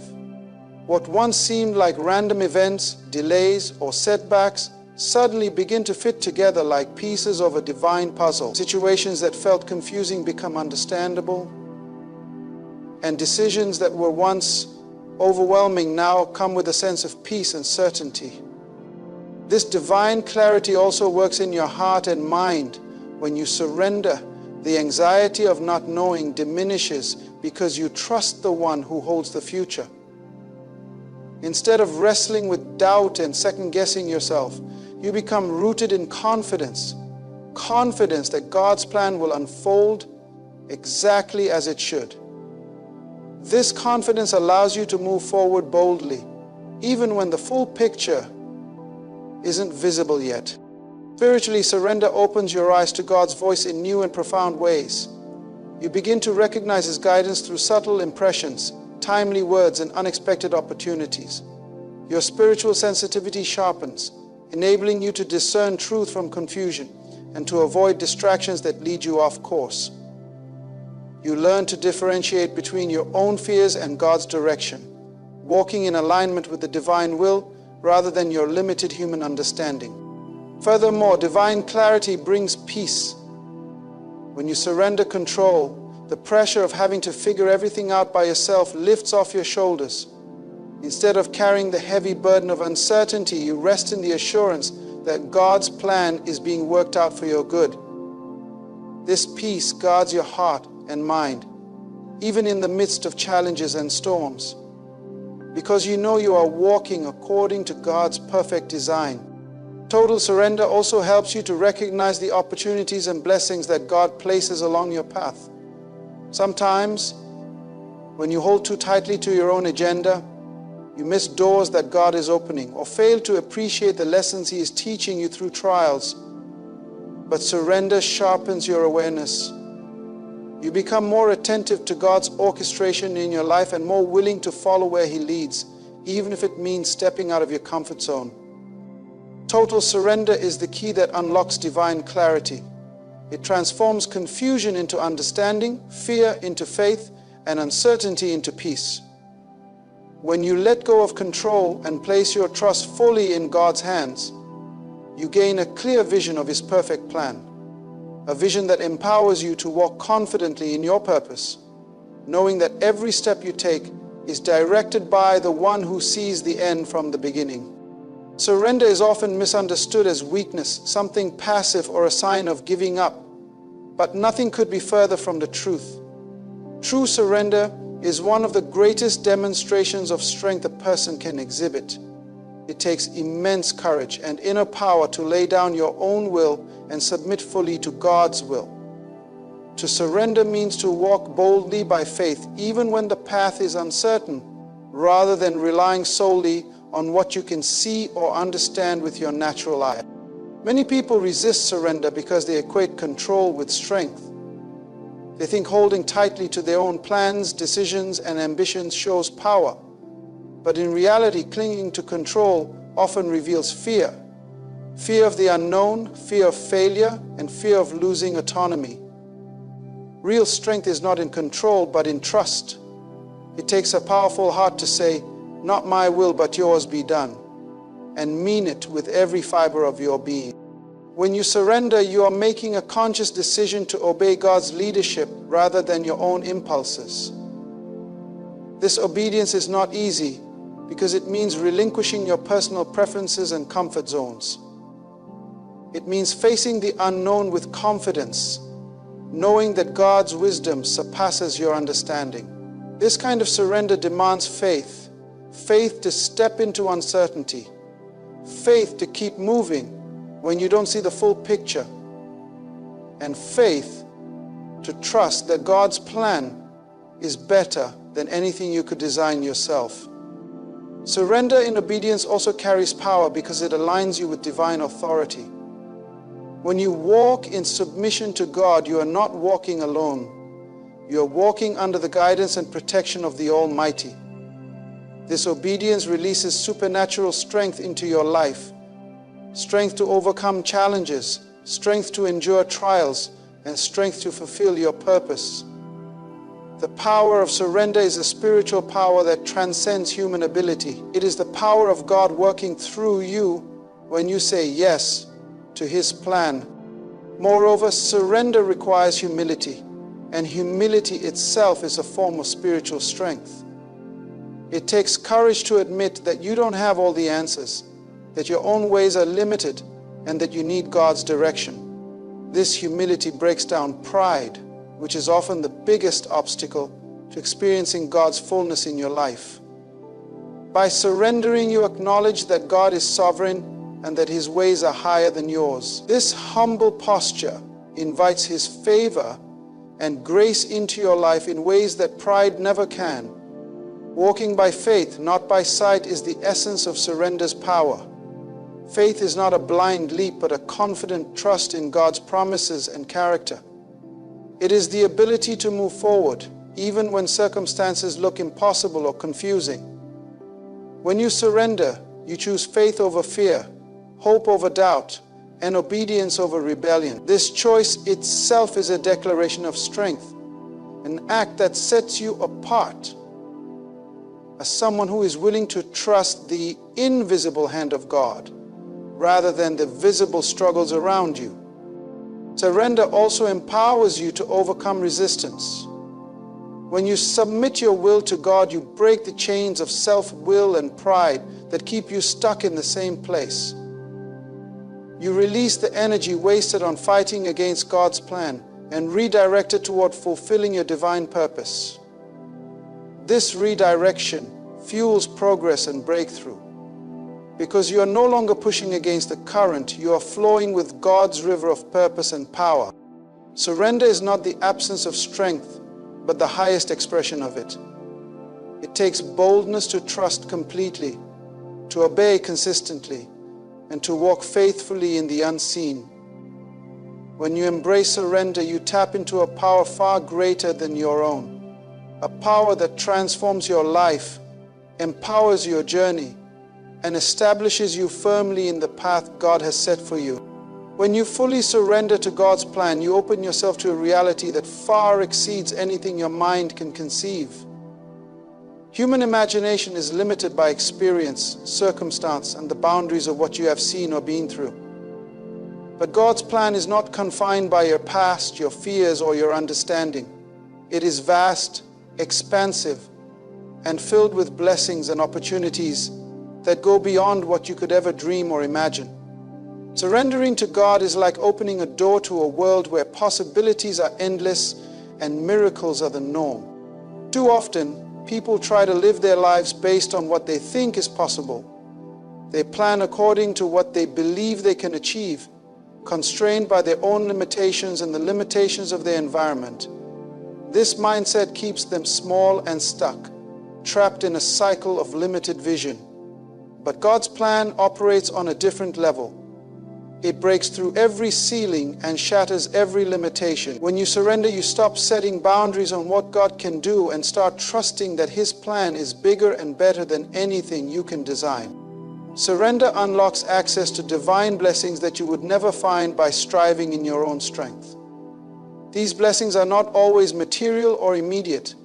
Sometimes they come as peace, wisdom, favor, or supernatural provision that guides you through difficult seasons. Because God's plan is perfect, it is always timed right and tailored specifically for you. It is not a one-size-fits-all solution, but a customized design that takes into account your unique gifts, challenges, and destiny. When you surrender, you also tap into opportunities that you may never have considered or noticed before. God begins to open doors that you didn't even know existed. Doors to new relationships, new ideas, new callings, and new breakthroughs. These opportunities might seem unexpected or even uncomfortable, but they are stepping stones in the greater plan God has for your life. Holding on to your own plans often blinds you to these divine openings because your focus is narrow, but surrender expands your vision to see beyond the immediate and obvious. Moreover, God's plan is better because it is rooted in His infinite wisdom and love. Your plans might be limited by what seems good or convenient, but God's plan is always designed for your ultimate good, your growth, and your eternal impact. Sometimes what God gives you might not look like success in the world's eyes, but it is perfect for shaping your character and positioning you for future greatness. Surrender is trusting that what God has prepared is far superior to what you can conceive, even if it looks different from what you expected. Surrendering also means you stop comparing your journey with others. When you cling to your own vision, you might feel jealous or discouraged because you don't see immediate results or because others seem to be progressing faster. But when you surrender, you accept that God's timing and plan for your life are unique and tailored specifically for you. This acceptance frees you from envy and frustration and allows you to focus fully on the blessings and opportunities God is providing for you. Surrender opens you to a life that is far richer, fuller, and more purposeful than you ever dreamed possible. It allows you to step out of the small box of your imagination and into the vast arena of God's unlimited plan. When you trust God completely and let go of your own limited understanding, you position yourself to receive not only what you need, but more than you ever hoped for. This is the incredible reality of surrender. God's plan is always bigger, better, and beyond your imagination. When you fully surrender to God's plan, you open the door to supernatural favor and divine protection that goes beyond anything you can earn or achieve on your own. This surrender is not simply about giving up control. It is about positioning yourself under the hand of God, where His blessings and shield become active forces in your life. Favor and protection are two powerful realities that accompany obedience to God's will, guiding you through both trials and triumphs with a strength that cannot be explained by human effort alone. Favor is more than just luck or chance. It is a divine advantage that puts you in the right place at the right time, connects you with the right people, and provides unexpected resources when you need them most. When you yield your will to God, you invite this favor into your life because God delights in blessing those who trust Him completely. This favor can open doors that were previously locked, smooth the way through difficult situations, and cause opportunities to come your way that seem impossible from a natural perspective. Protection is another vital aspect of surrendering to God's plan. Life is filled with challenges, opposition, and unseen dangers, but when you walk in obedience, God's protection surrounds you like a shield. This divine protection guards your mind, your body, your relationships, and your purpose. It does not always mean you will be exempt from difficulties, but it ensures that no harm or setback will derail the plan God has for you. You are covered by His grace and power, able to stand firm even when storms rage around you. Surrendering to God also means that you are aligned with His timing and His purposes, which invites a peace that transcends circumstances. When you trust God fully, you don't have to fear the trials because you know they are part of the process and you have divine backing through them.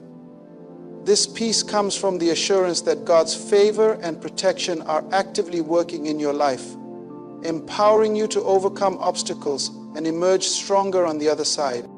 In moments of triumph, surrender allows you to give God the glory and remain humble, keeping your heart aligned with His will. This humility ensures that favor continues to flow because God resists the proud but gives grace to the humble. By continually surrendering, you maintain a close relationship with God that keeps His favor and protection operative in every season. Surrender unlocks a divine partnership where you are not walking alone. God's favor guides your steps, and His protection secures your path.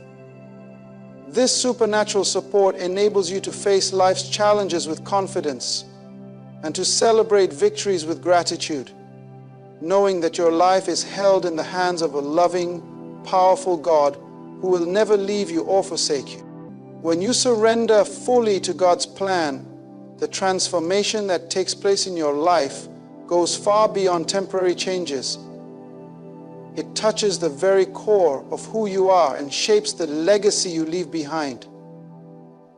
Full surrender is the beginning of a profound journey that moves you from living for yourself to living in alignment with God's eternal purpose. This transformation affects every area of your life, your character, your relationships, your decisions. and ultimately creates a legacy that will impact not only your generation but those that come after you. A transformed life begins when you stop trying to live by your own understanding and start embracing God's vision for your existence. Full surrender means you allow God to mold, shape your values, and redirect your desires so that they reflect His will. This process is often challenging because it requires you to let go of old habits, selfish ambitions, and the comfort of familiar ways. But through surrender, God works to refine your character, teaching you patience, humility, integrity, and love. Qualities that define a life of true purpose. The transformation that comes from surrender also gives you a new perspective on success and significance. Instead of measuring your worth by worldly standards, wealth, status, or acclaim, you begin to see your life through the lens of God's kingdom. Your purpose becomes about serving others, fulfilling God's calling, and making a meaningful difference. This shift reorients your priorities and empowers you to live with intention and passion, knowing that your life has eternal value. As your life transforms, so does your influence. Full surrender enables you to become a vessel through which God's blessings flow to others. Your testimony, your wisdom, and your example become a source of encouragement and inspiration to those around you. Whether in your family, your community, or your workplace, your surrendered life radiates the power and love of God, drawing others toward their own destinies. But the impact of surrender goes beyond the immediate. It creates a legacy that lasts. A legacy is not just about what you accumulate, but about the lives you touch and the values you instill in future generations. When you live in full surrender, you lay a foundation of faith, purpose, and integrity that your children, grandchildren, and even those you may never meet can build upon. This legacy becomes a testament to the faithfulness of God and the power of obedience. In surrender, you participate in a divine story that stretches across time. Your life becomes a chapter in a greater narrative of God's kingdom advancing on the earth. This eternal perspective changes how you live daily. It motivates you to invest in what truly matters, to persevere through hardships, and to celebrate the victories knowing they contribute to something far greater than yourself. Full surrender is the path to a transformed life that fulfills God's purpose and leaves an eternal legacy. It is a commitment to live not for temporary gain but for lasting impact, knowing that every act of obedience writes a story of hope and faith that will echo through generations. This is the power and promise of surrender. It changes you, empowers you, and ensures that your life's work will never be forgotten. So today, I want you to understand this truth deeply. Surrender is not a one-time event. It is a lifelong posture of your heart. When you fully surrender to God's plan, you are stepping into a destiny far greater than anything you could orchestrate on your own. You're tapping into a power source that never fails, a wisdom that never runs dry, and a purpose that outlasts the stars. Don't settle for less by holding on to your limited plans. Release your will, trust His timing, and watch how He transforms your life, opens doors no man can shut, and establishes a legacy that will speak for generations. This is your moment to stop striving and start thriving in the fullness of God's design. Remember, greatness is not found in control, but in surrender.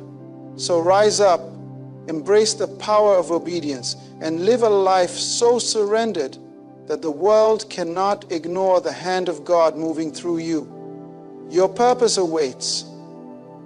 Step into it with boldness, faith, and a heart fully yielded.